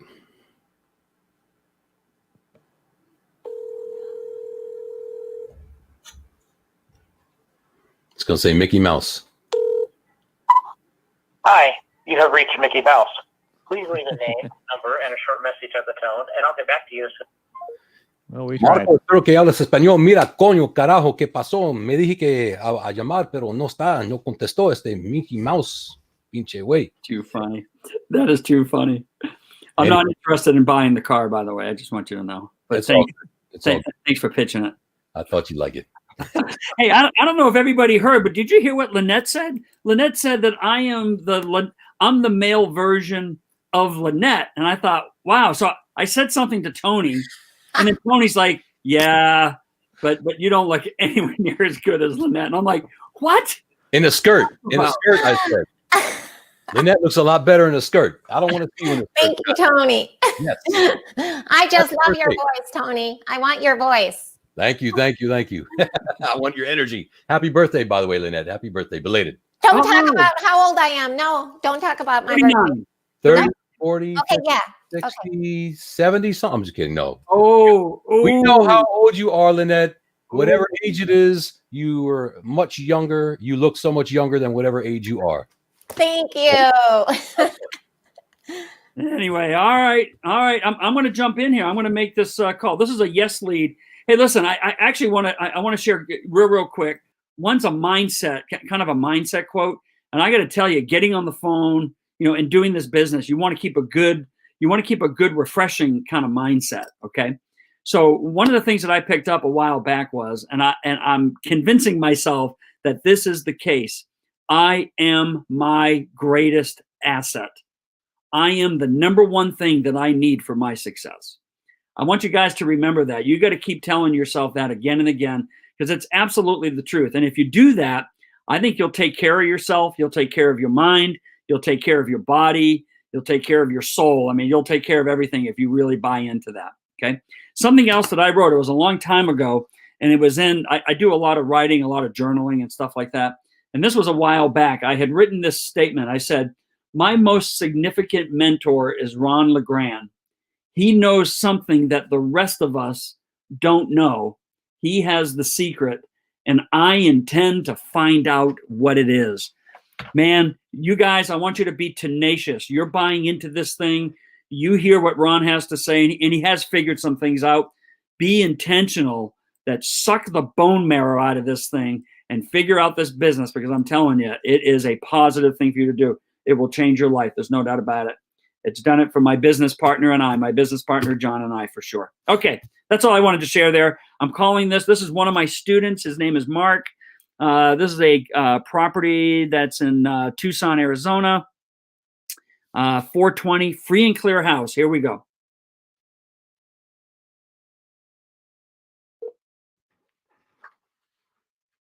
Hello.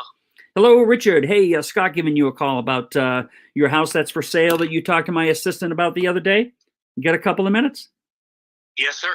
Awesome. Great. Yeah, I see. So I see your house on Santa Rita Ave is for sale. And I do have a note here. Looks like you indicated that you would consider taking a monthly payment until sometime in the future that we can agree on, until we can pay you off. Is that right? I'm not adverse to that. However, it would not be any kind of low money down lease option thing. I mean, it would have to be at least $20,000 or $50,000 down or something like that. Ooh, okay. You know, I'm a real estate investor, and I have a hard money loan on the house. You do? Okay. So I basically, I'm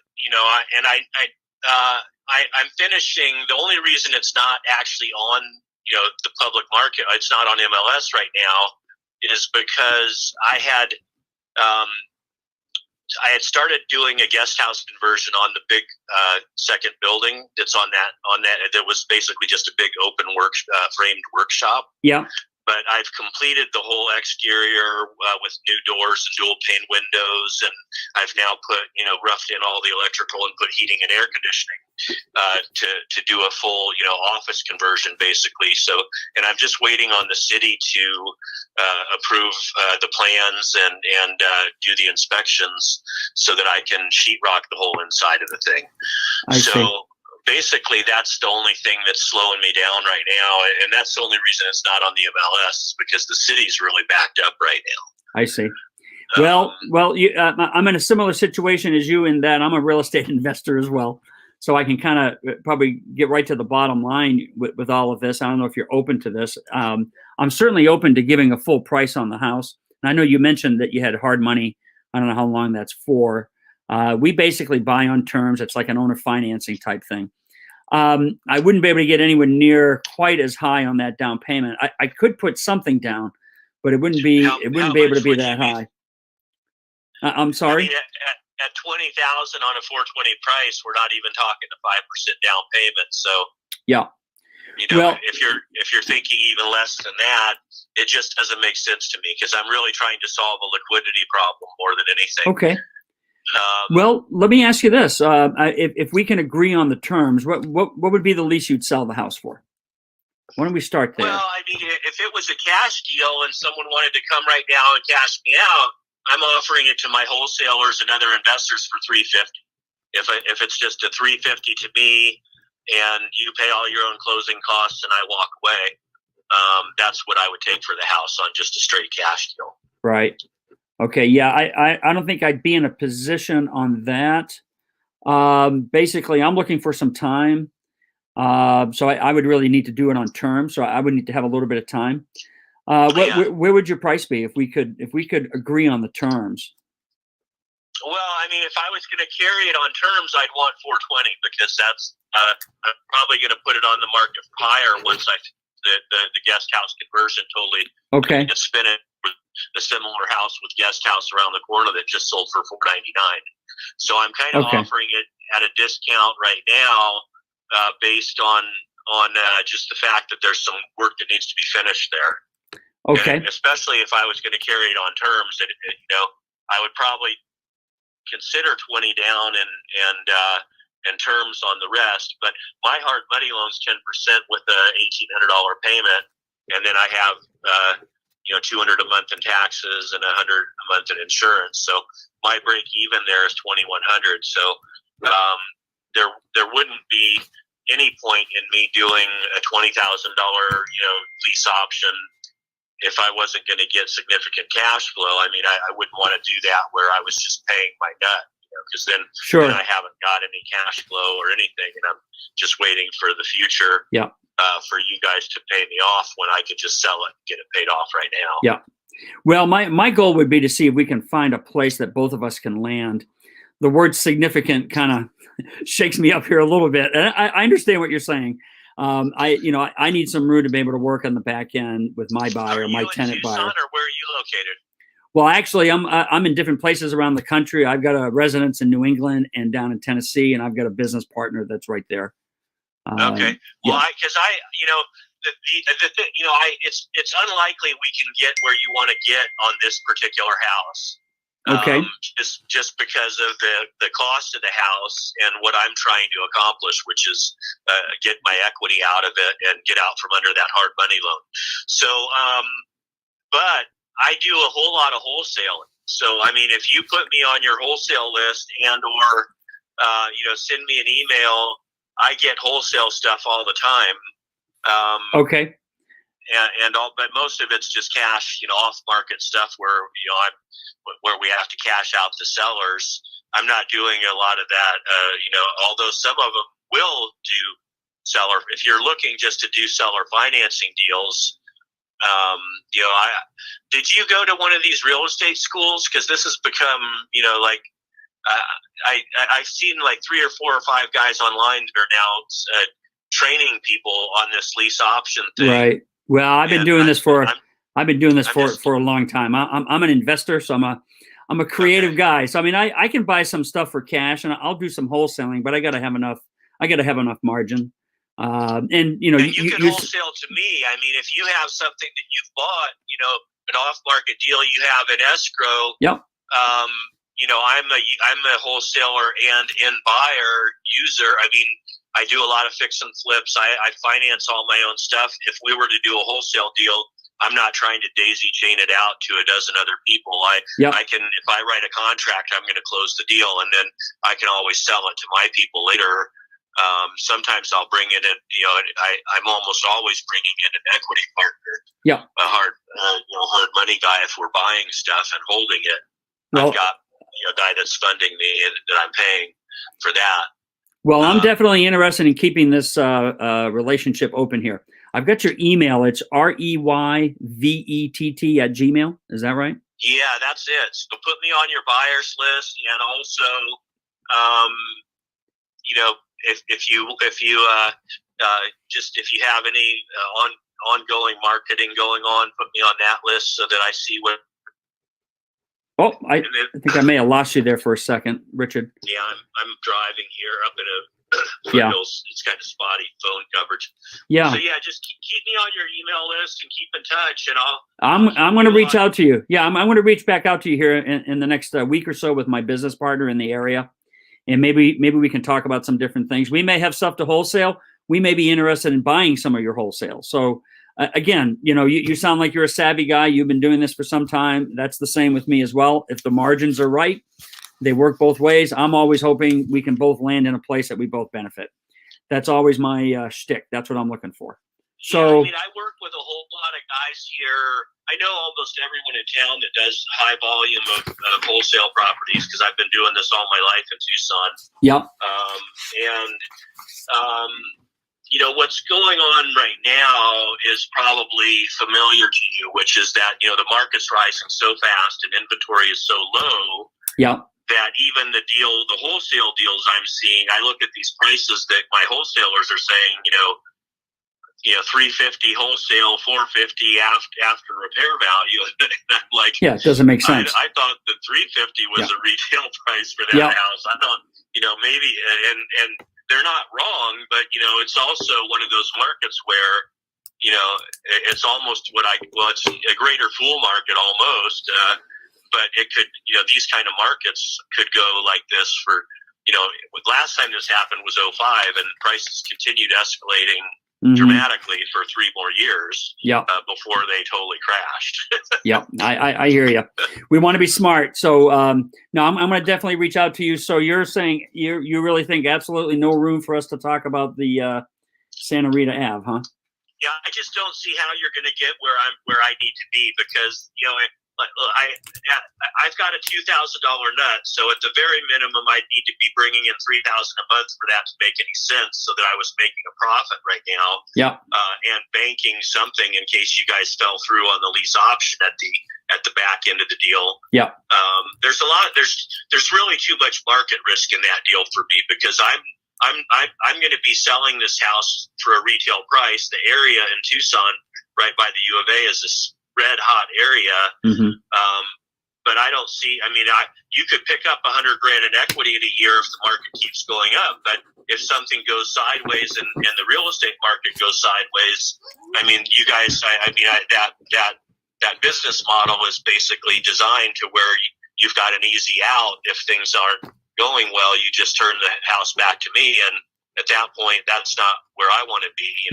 Okay. If I could make $1,000 a month, and if I could get $20,000 up front, that would make sense, because then by the end of the first year, I've got a $30,000 cushion if you guys decide not to buy it. But my other consideration is that I just spent $80,000 renovating the inside of this house, and if you're going to just turn it into a rental and give me a payment until the price goes high enough for you guys to get a good exit, then I've got my beautiful house that's being used as a rental. That's not, and you know what we'll do is that's really not what my model is. But I hear what you're saying. I'm going to revisit this property. I'm going to do a little more research, but I'm going to reach out to you here in the next week anyway. Okay.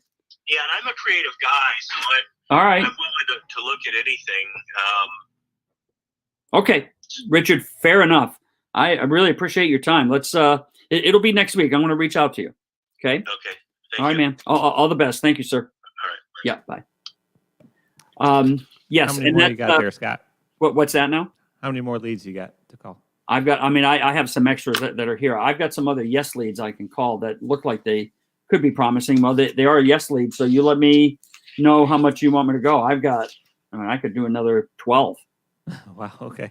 Yeah, we were supposed to cut at 6:30 here, but I'm sure I see. We've got 338 people that probably want us to keep going a little bit longer. And even though John and I have families we would like to get home to, I think we can go a little longer. Okay. This is one of my favorite responses. Did you go to one of those real estate seminars? We've actually had. I've been there when Ron would be up on stage, like at a live event, making these calls. Wait, is this Ron the Grand? Where we actually called a seller where they recognize, because they've been doing. Actually recognize his voice. Oh, it's awesome. Yep, and I think the Wolffs may have been involved in one of those too, where a seller we called recognized them. When we called, but that used to always give me anxiety, and I still get a little bit of anxiety about live seller calls. But it's just funny, and there's nothing to be afraid of. Like even if they find you out and they realize, wait a minute, you're an investor and you're trying to make money, it's still all okay. I actually use that to my advantage with this guy because he said he was an investor, and this is what you don't want to get caught up in. Like, there's no apologies for what it is that we're doing. I'm never apologizing for anything. So when he said, "Man, did you go to some real estate school, whatever?" My response was, "Oh man, I've been doing real estate a long time. I'm a creative guy. I do a lot of different things," and I went right back into it. And that's really what you want to do. Downplay that stuff. Stay in control. Have a good posture. I am reaching out to this guy because he does have some other. Maybe there are other connections there. So I'm going to be talking to my student. That may be a connector we do want to make. So I was serious about reaching back out to him. Yeah. Probably not on this property, but other stuff. You could even be like, "Yeah, who did you learn from?" Yeah, that's right. Exactly. Yeah. All right. Well, I'm gonna move over to Lynette. Let her All make some right. calls here, and if you got time, you can hang around. I'm going to hang around, and if you got time to let me do another one, I will. It's totally up to you guys. It's whatever you all want to do. All right. I appreciate it, Scott. All right, man. I'll see you. My turn. It's my turn. Get over Lynette. I love doing seller calls. Oh my goodness, I'm so excited. Okay, really fast because I'm going to dive right in because calling sellers is what tonight is all about. ABC always be closing. One thing Scott knows this is that a great way when you get a seller who's talking too much, all you have to say is, "I'm so glad you brought that up," and take control of that conversation and go back to your 4 deal points. Remember I talked about that? If I'm talking, I'm either talking purchase price, monthly, down payment, or term.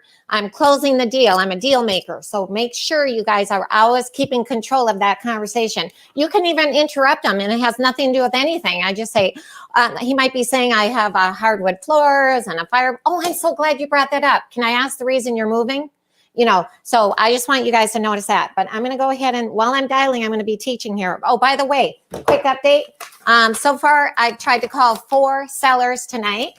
One of them, we have the deal appointment. Good news, the seller already called me back and he wants me to come. So I think the takeaway technique really worked. That's that Saturday appointment. The other 3 that I tried to call, I sent a text message. I said, "Hi, my name is Lynette Wolff. I'm interested in buying your house. What is a good time we could talk?" 2 of these 3 people text me back and the house was sold. So now I'm down to 1 out of the 4 so far. So just to give you an update. Now, we also do something called a video text. I'm sure you guys know. I'm not going to show it to you now, but if we get a chance, I'm going to show you how we do a video text to the seller. So first we leave a voicemail, then we text, and we do a video text. Okay. The best time to call sellers is Monday through Friday between 5 to 8 p.m. So here we go. I'm going to be teaching while I'm dialing. This is in Indiana. Be home, be home. Remember, I talked about the steps of the closing call. If you guys want this, let me know. These are the steps of the closing call. The number you have reached. Okay. Step 1 is get the seller on the phone. Okay, here we go. 1618. And I have my 3-minute sound timer, of course. 70. Okay. This one here is the seller's name is the student's name is David. Be home, be home. Isn't this fun? I love this. And you know what? Think and Grow Rich. I love Napoleon Hill. Brian and I are really into positive affirmations. It's what you think here. I mean, you guys have the mechanics. It's Your the call has been mindset. forwarded to an Okay. All right. So 1713. I will text those people. I'm just throwing it on the ground because I really want to get somebody on the phone and show you how I do my magic. How much fun this is when you're doing deals. This one, the student's name is Christina. Christina. Be home, be home. voicemail box of 713. Okay. All right. I'm going to text these. Don't worry. All right. 1813. Hey, I do want to tell you one thing while I'm dialing. Write this down, you guys. These are the 5 ways that we pre-screen at lightning speed. Because when you get the lead sheet from Ron LeGrand's Eagle VA, what we do is we pre-screen them at lightning speed because we've been doing live seller calls for the last 17 years. So number 1, is it a yes or no? And remember, if it's a no, we treat it like a yes. Remember? Number 2, you want to look, is there a spread? Is there a difference between the asking price and the R? That's number 2. When we're pre-screening at lightning speed, that's what we're talking about, the 5 things. Number 3, did they give mortgage information? A lot of times that's an indicator on if we can bring that to fruition and set the deal appointment. Okay. Number 4, is the house vacant? Okay. Number 5, look at the notes. Okay. The notes that the VA says, but don't let the notes detour you. If they're not great notes, I ignore the notes. So that's the 5 pre-screening mechanisms. 720. Plus we have rapport building scripts. So if you guys would like to get that, let me know. So we also have steps of the closing call and rapport building scripts. This student is Joey. Be home, be home. This is so fun. Pick up the phone.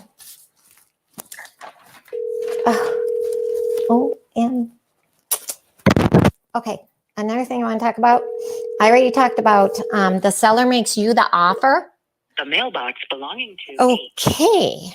The seller makes you the offer, and silence is golden. There's one time when I know when to shut up, and that's after I say, is that the best you can do? We usually put nothing down. So you got to say it with authority and conviction, and confidence is the key. Now, if they say, oh, nothing down, no, I need something down, then we say, well, like I said, we usually put nothing down, but if we were going to put a little something down, what's the least amount we could put down now and the rest later? And that's exactly how I would do it. Okay, this student is Miguel. Be home, be home. Okay. Oh my goodness. So remember what I said about text? Okay, now the nice thing is listen to the seller. Hey, you guys, take a note on this. Hi, this is Yolanda. Please. Okay, take a note on this. Listen to what the seller is saying, because so often what we hear with our students that we're mentoring is that they don't listen to what the seller is saying, and they don't look at the lead sheet. So for example, they're so busy trying to think about what they're going to say that they don't listen to the seller. So example, if you see that the house is vacant, obviously you can say we're going to close quickly. That's something I did on my first call. If it's not vacant, we say we'll close whenever you want, right? Oftentimes the house doesn't need repairs. It's beautiful. It'll say it's like a model home. And yet I hear the students say, we buy it. CJ's phone. Hi there. Hi. Hi. My name's Lynette Wolff, and I was interested in buying your house. Is it still for sale? I'm not sure. This is not CJ. I got his phone. I'm looking for him now. He left his phone at the club, so I'm trying to find him. So I can Okay, give his phone back. we'll call you back. Okay, that's not the seller. Okay, so lightning speed. He had the seller's phone, but you want to talk to the seller, the decision maker. Remember we talked about that? So back to listening to the seller. Here's another common mistake. If the house, maybe they just got done saying that they moved out, they've already relocated, the house is vacant, and you ask them, hey, is the house vacant? Obviously you were. Hello? Hi there. My name's Lynette Wolff, and I was interested in buying your house. I had some questions before I come take a look at it. Oh, okay. Awesome. Now, I'm actually the buyer, just so you know. I would be the one buying the house. I'm not a real estate agent, okay? So you would not have to pay out. Well, would you like to speak to our realtor? Oh, it is listed. Oh, okay. No, in that case, I'm going to have my agent call your agent. Okay, I didn't realize it was listed. Yes, but Okay. if you have a few questions, I'd be glad to answer them for you. Really quick, if I have my real estate agent call your agent, the way we usually buy houses is we can give you a good purchase price, no worries there. And then we would go ahead and make a monthly payment to you until we pay you off in full at a later date. So if you're flexible to give us some time, I'd like to have my agent call your agent and come look at the house. Oh, honey, I don't know about that. It's been 20 years since we've lived here 20 years, so. Well, I'm glad you brought pay that. me rent? Yeah. Do I live in the house or you? No, live in you the would house? you would move out. Okay. I move out. Yes. You move in. Yep. Well, no, I mean, we don't move in, but we would buy the house. We're the buyer. So we would buy the house, you would move out, and then we would make a monthly payment to you, a nice monthly payment that you could count on until we pay you off in full at a later date. Bank loan, like a bank loan? Yeah, so you're like the bank temporarily, but the good news is, guess what? Not only can we oftentimes pay full price, but there's no closing costs you have to worry about. Okay, so we're going to pay your closing costs and our closing costs. That's thousands of dollars. Okay. Honey, I think you better have your agent call our agent. You lost me. Okay. All right. Thank you. I appreciate it, darling. I'm an old fan. Okay. All right. So, all right. Let's get the next one on the phone. 412. How are we doing on time? I know you guys are running over time, but I really wanted to talk to more than two sellers. That's the second seller. You're good. The phone. What? Am I good? Okay. Thank you. Be home. Be home. Okay.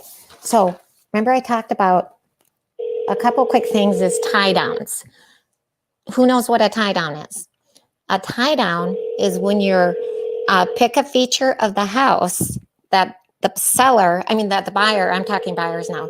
A tie down is if the buyer, for instance, let's say the house is gorgeous for entertaining. Hi, this is Rich. I'm not available right now. Oh, my goodness. Okay. I only got a hold of 2 sellers tonight so far, but that's okay. All it takes is one deal, and we have a deal appointment. So, oh, and I'm going to text all these sellers. I hope you guys got that, the text that I gave. And then we do video text and what was I talking about? Tie downs. So with tie downs, so like when you're walking through the house with a buyer, I used to be in new home sales. And so I learned really quickly how to do tie downs. I actually set the state record. I sold 41 houses in 1 month. Hello. Hi there. My name's Lynette Wolff, and I was interested in buying your house. Is it still for sale? It is, but right now is not a good time to talk. Okay, I was just going to say, do you have a couple minutes to talk? When's a good time to call back? You can call tomorrow after 11 in the morning. After 11 tomorrow. Thank you. Bye. So you always ask, is this a good time to talk? And you always want to talk to the decision maker. That is actually on step 1. Get your seller on the phone. Ask, do you have a couple minutes to talk? Is the house for sale? Are you the decision maker? Step 2, build rapport. Okay, so we're going to keep going here. 407. Oopsie. That one we already called. 920. I'm getting down to the bottom here. I had 15 leads to call. I only got 2 more. This house is vacant. Remember I said pre-screen at lightning speed? They gave mortgage information. Okay, which is great. There's a spread between the asking price. They gave mortgage, it's vacant. And the notes say actually that the seller is motivated to take monthly payments for the, okay. Be on the phone, 567-217-3586. Now remember, if somebody says, are you an investor? What do you say? I buy and sell houses all around the area, and you reassure the seller quickly that you oftentimes pay full price. Those are the 2 keys that you want to say. All right, come on, be home, be home. Ugh. 1, 2, 3, 4, 5. Okay, 16 leads. Okay. Oh my goodness. I love doing closing calls. I only got a hold of 2 sellers. Okay, well, that's a 50%. Your call has been forwarded to an... That's all I have. All right, but I can keep teaching if you want. Oh, yeah. He's going to put that back on. Let's leave the teaching to Ron. And all right. We love doing seller calls. We love doing these closing calls. This is definitely, when you guys get good at this, this is what the business is all about. And I hope you guys all got mastering the phone, because we helped Ron LeGrand with that. And definitely take action. What is that? Yeehaw! I don't know. It's probably not a good look for me. Anyway, trying to have fun.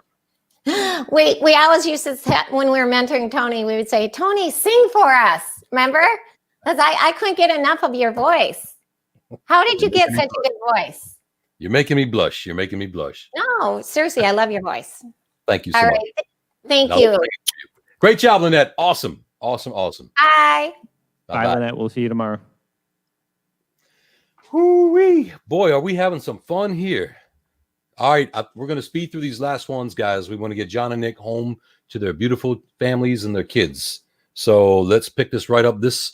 I'm going to straight away call because I had it in the queue. This is for Joel Nelson is the student.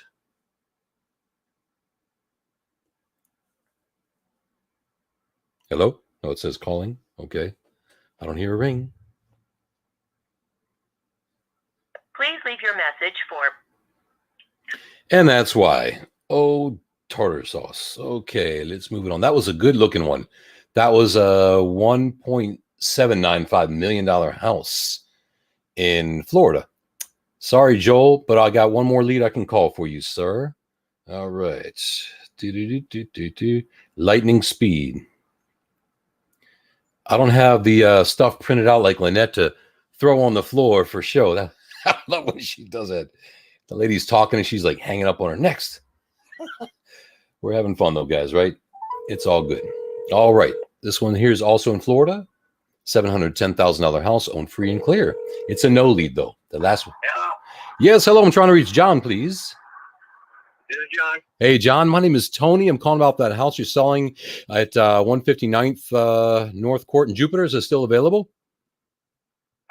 Possibly, yes. Possibly. Uh-oh. Don't tell me you got it under contract already or something, do you? I don't have it under contract, but I only listed it on Zillow. I haven't listed it with a real estate. I don't know. I kind of listed it just to get an idea of what offers I would get.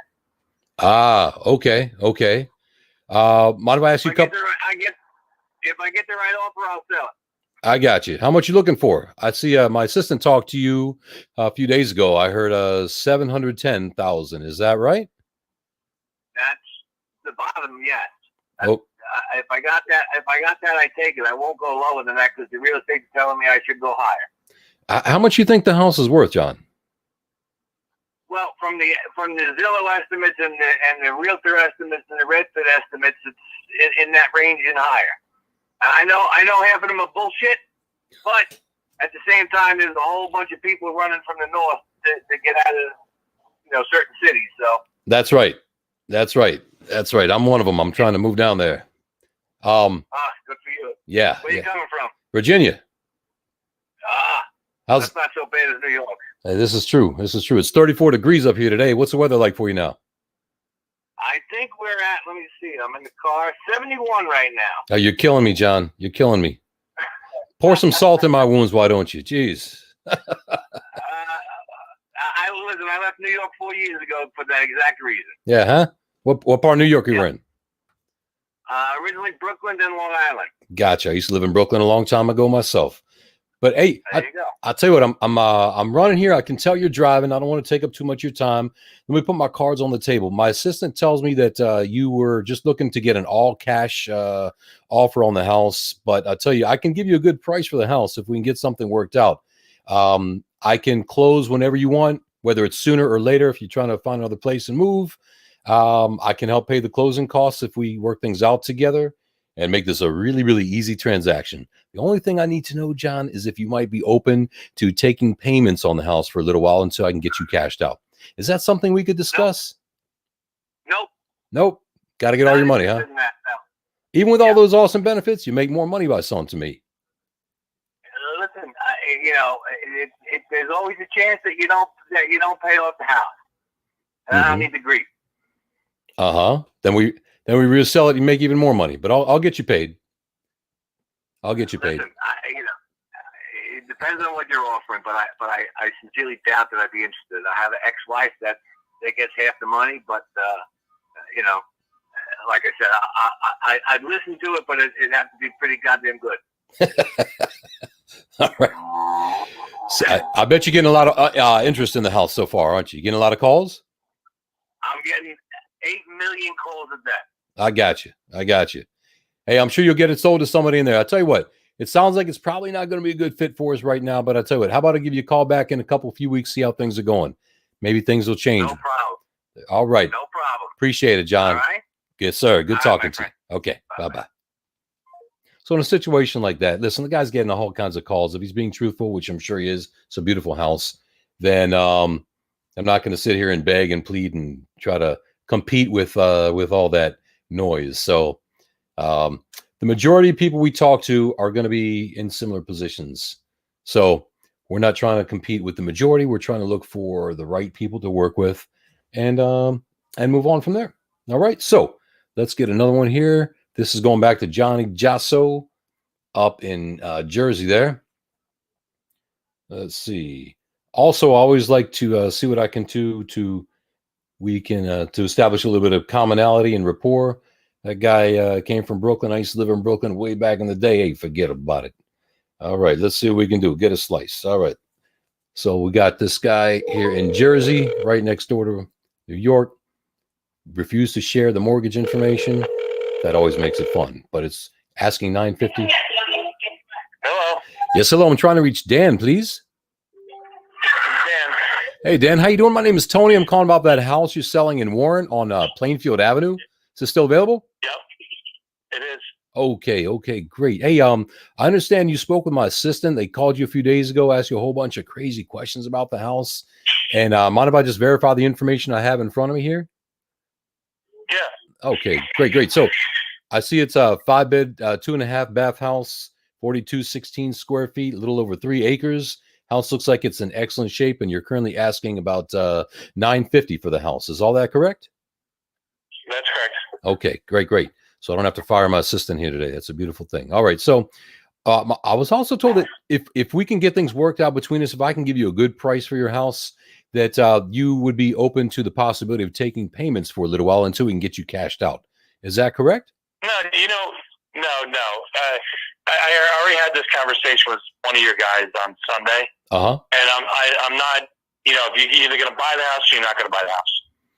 Oh, okay. So if we can net you more by selling to us, you wouldn't want to do that?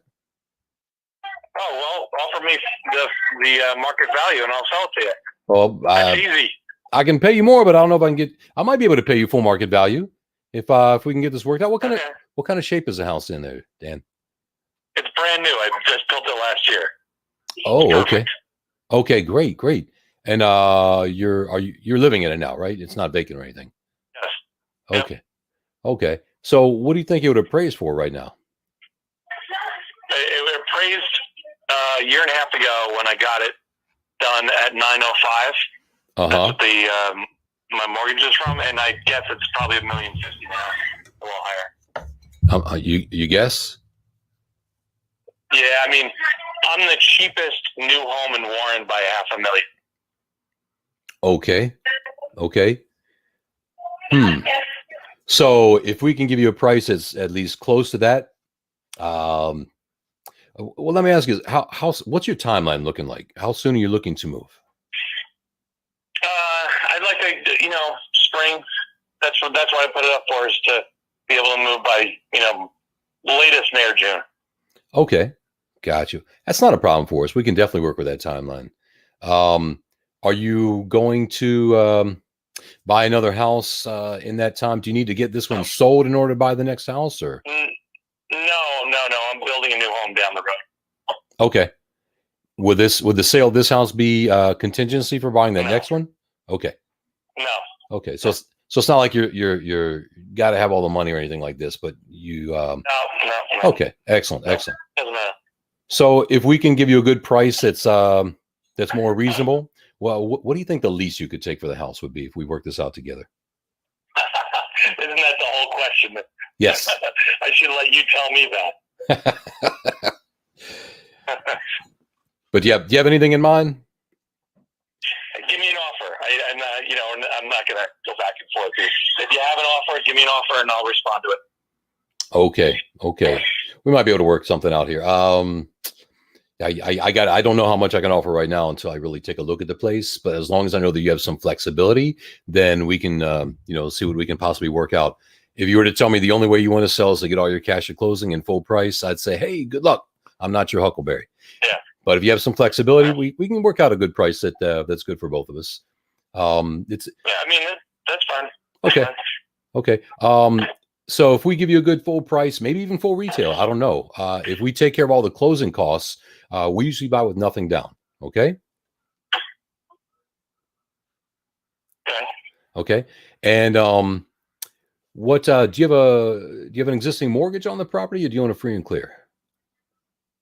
No, I have an existing mortgage. Okay. And what we normally do is we take over your payments, make the monthly payments, taxes, insurance, any association dues, take full care of the property, especially if we're buying it. About how much is your monthly payment on that? Do you know? No, I'm not giving out information like that. First off, you can find that information. Yeah.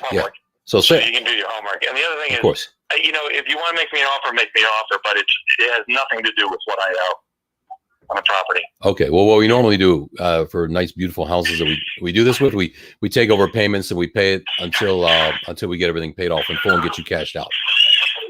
So if that's something that we could do, or work out a monthly payment that works for both of us, that would be great. Make an offer. I can't do anything if you don't make me an offer. It has nothing to do with the mortgage. Right. Whether my mortgage is $100,000 or $1 million, really makes no difference. Okay. Well, it sounds to me like you have some flexibility, and you have some flexibility for time as well. So what I'm going to do is, I have my local partner. His name is John. He's local to you. I'm in Virginia. John's over there close to you. So I'm gonna be able to follow up with him, and we're gonna see what we can possibly do to get out there to take a look at the house. I can tell you got a lot going on behind you there, so I don't want to take up any more of your time this evening. But yeah. Well, the other thing too is I spoke to John on Sunday. That was probably him. And he, so he just completely balked at me not giving up my mortgage information. Okay. Which is a little silly. Yeah. Which is just absolutely silly. So you can tell him that for me that I think he's silly because that's all public record. Yeah. So, like, if you're not going to even open up, it's free. You literally can do it online if you wanted to. Sure. We're just hoping you could save us some time. Yeah, we're making some offers here. So. Okay. Just do the homework. I mean, listen, I know what you guys are doing. I'm not against it. If you guys want to go down that road and try to market this and make some money that way, God bless you. It's all business. Sure. I just want to get my money out of it. Okay. Right? Of course. Out of curiosity, how much are you looking to get out of this, if you don't mind me asking, putting the cards on the table? If I got $950 today, and I think it's worth more than that, okay. I placed at $950, so I'd sell it. I got 2 offers within 3 days of putting it up on Zillow. I took it off. It was for sale by owner. I took it off only because I wasn't ready to move. There's 2 ladies that were like, "Can we move in on Saturday?" I was like, "No, I got my sandwich here." Huh. So I put it as pending. If you look on Zillow now, it's pending. Okay. And I was just going to get myself ready to move out and then list it because I think it's going to sell in a matter of, probably a week, I would think. I'm telling you, I'm 100,000. I'm 500,000 less than the cheapest new home. Why haven't you listed already? If that's what you want to do. Well, it is listed. That's how you found out about it. Oh, forgive me. I was just told about this and asked to give you a call. So okay. Legit. No, go to Zillow. Just look up the address and go to Zillow. You'll see. Sure. Okay. Well, tell you what, I'm going to follow up with John. That's like I said, my local partner there. And we'll see what we can do with this. Hopefully we can get do some business here, Dan. I appreciate your time, my friend. No problem. Okay. Bye-bye. I mean, what else are we going to do with this house here, this situation? I'm not going to start splitting hairs and coming up with numbers and offers like that just yet. I think we need to have further conversations with this guy. He's a put the cards on the table kind of person. So we'll need to follow with John and see what we can do, the local guy here. Okay. So you want me to make one more or what do you want to do there, Nick? How many more do you got? Let's see. I could do another one. Yeah. This is also for John. I have a couple that are like there's literally no information on there. I don't know off the top of my head. I could tell you who they're from, but I don't want to name names to incriminate the guilty for turning in a scarcely populated PI sheet. All right, so I'll call the next one. No problem. This is a no lead. It's for John Josso again. I think those sellers are hilarious, Tony. It's like the only product that I know where they're like, "Well, make me an offer." I'm like, I can't. I don't go to the grocery store and get green beans and the okay. Oh, sorry. Yes, hello. I'm trying to reach Oscar, please. Sorry, Nick. Who's this? Hi, I'm calling about that. My name is Tony. I'm calling about the house at 40 on Hamilton Avenue. Hey, Tony Pearl. Yeah. Tony, it's John Josso. Oh, did I call the wrong number? How come this is the wrong number on here? You called the student. Well, this is what happens when you multitask. You're trying to have all 13 things thrown at you, man. How's it going, John? It's going great. I just talked to Dan on Plainfield Avenue in Warren. Yeah, we heard. Are you watching the show? Yes, sir. Okay, you having fun? Yes, sir. All right. So follow up with that guy. He's a character. Back to business. All right. Let me get off the phone and I'll call this guy in Hamilton Avenue. Talk to you. All right, buddy. Bye-bye. I called the student by mistake. This is what happens. So I get distracted. Squirrel. Even we mentors are prone to making mistakes here. I'll tell you what. Oh, boy. Oh, boy. Okay, here we go. Now this is the right number to call. Hello. Hello, I'm trying to reach Oscar. Yes. Hey, Oscar, my name is Tony. I'm calling about the house that you're selling on Hamilton Avenue in Clifton. Is it still available? Yeah. Okay. Sounds like it caught you in the middle of something. Is it not a good time? busy right now, but yeah, we can talk for a little bit. Okay, I appreciate it. So I'm actually following up on a conversation you had with our assistant, I think Alex. They called and asked you a whole bunch of crazy questions a few days ago, and I understand that The whole rent to own or lease, whatever type of thing. well, that's a couple different ways we can do it. Do you have some flexibility with how you sell your house, or you're only trying to get? Yeah, but I already have it pretty much a signed a contract with a real estate agent. Houses it pretty much is going to be on the contractor, so I don't want to deal with that. Okay, The sure. house, I don't need time because the house has a lot of potential. It's going to be sold within a week. Right. Okay, so it's already listed with an agent. I just signed the papers today. Oh, you did. Okay, awesome. Well, Yeah. well, good thing, man. I hope it sells well and sells quickly. I'm sure you'll get a good price for it and everything. And hey, thanks for letting me know. And have a great night and good luck. Okay. Thank you. Sure thing. Bye-bye. Throw it on the floor. All right. Let me make a quick note here. Okay. So that is a no-go. All right. All right. Yeah, I'm good. All right. Go ahead. Thank you so much, Nick. This has been fun. I got to take a few notes on these houses and I'll pass the torch on to whoever is next or let you guys go home. Are we going to end with me? Yeah, I think we're going to let Scott make one more call here. I just did want to comment. I sorry I interrupted your call there, but it's just so funny how some of these sellers can be, where they're just like, you got to make me an offer. I just don't know any other product where I would, make an offer first. You got to, if you're selling something, you got to ask what you want for it. So it's just It's one of the interesting things about real estate. It's funny. Yeah. All right. I've heard sellers say, I'm not going to negotiate against myself.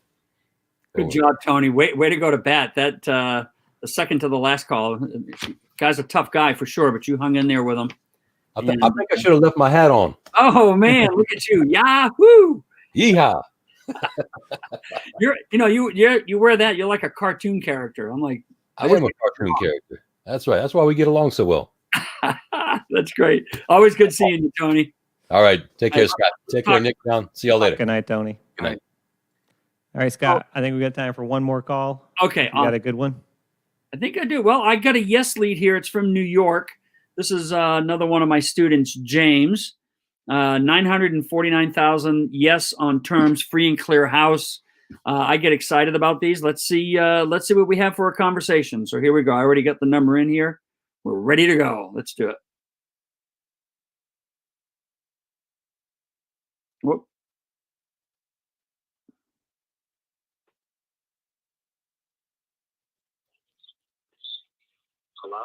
Hello, Silvio. This is this is Scott calling about your house for sale. You had talked to my assistant the other day, and hey, is this a good time to call? Yeah, I mean, what's going on? Yeah, so it looks like you got a house for sale there on Post Road, right? Right. And yeah, so you know what? I wanted to give you a call. I had a note here that indicated that you were open to the idea of maybe taking a monthly payment for a little bit until we could pay you off at some point in the future. Is that right?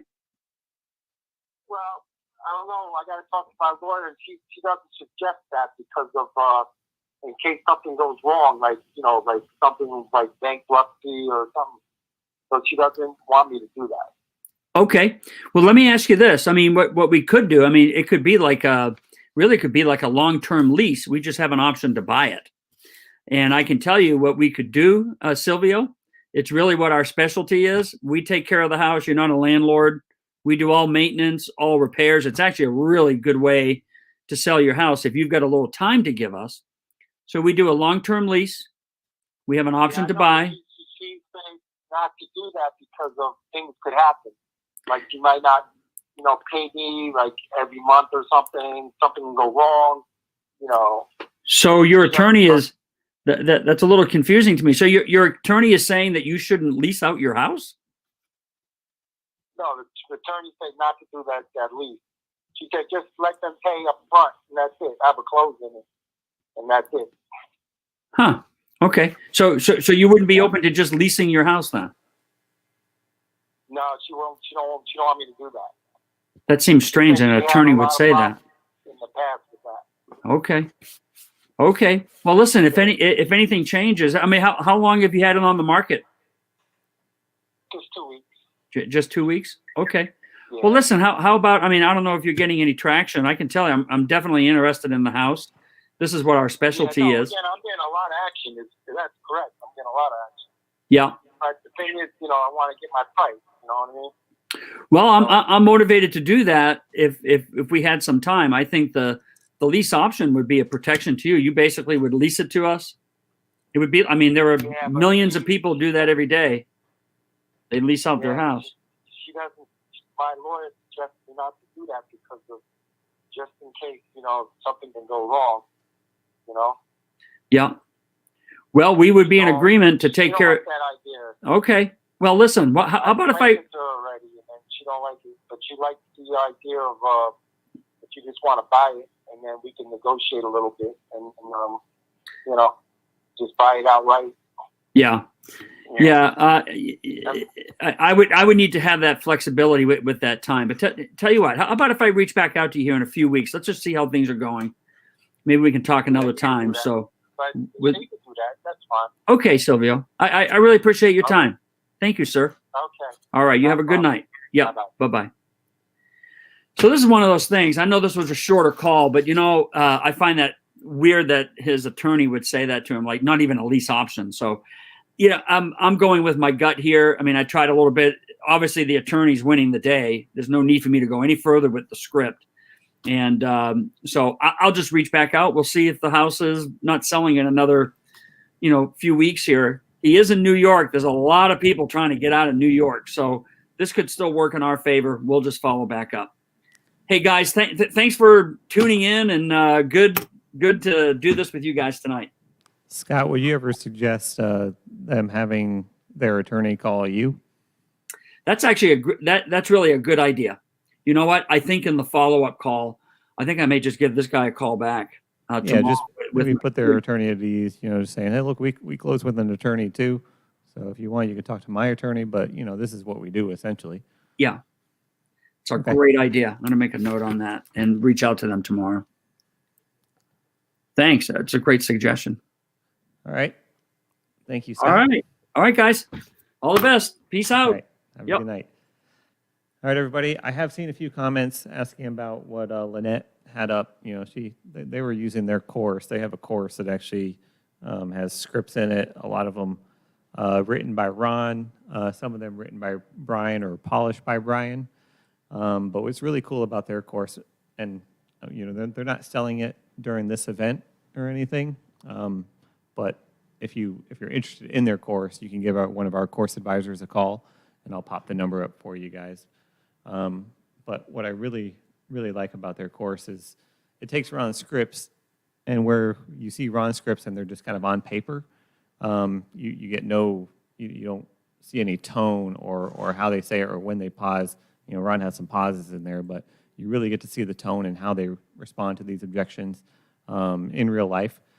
So it's a really cool course, and if you're interested in it, then you can call one of our course advisors for it. But again, they're not selling it. That's just what Lynette and Brian actually use when they do their own business, as well as a lot of the mentors you see here and a lot of our successful students.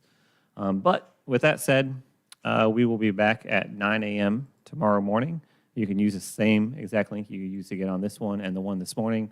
We'll be sending out another email tomorrow morning with that same link to get on.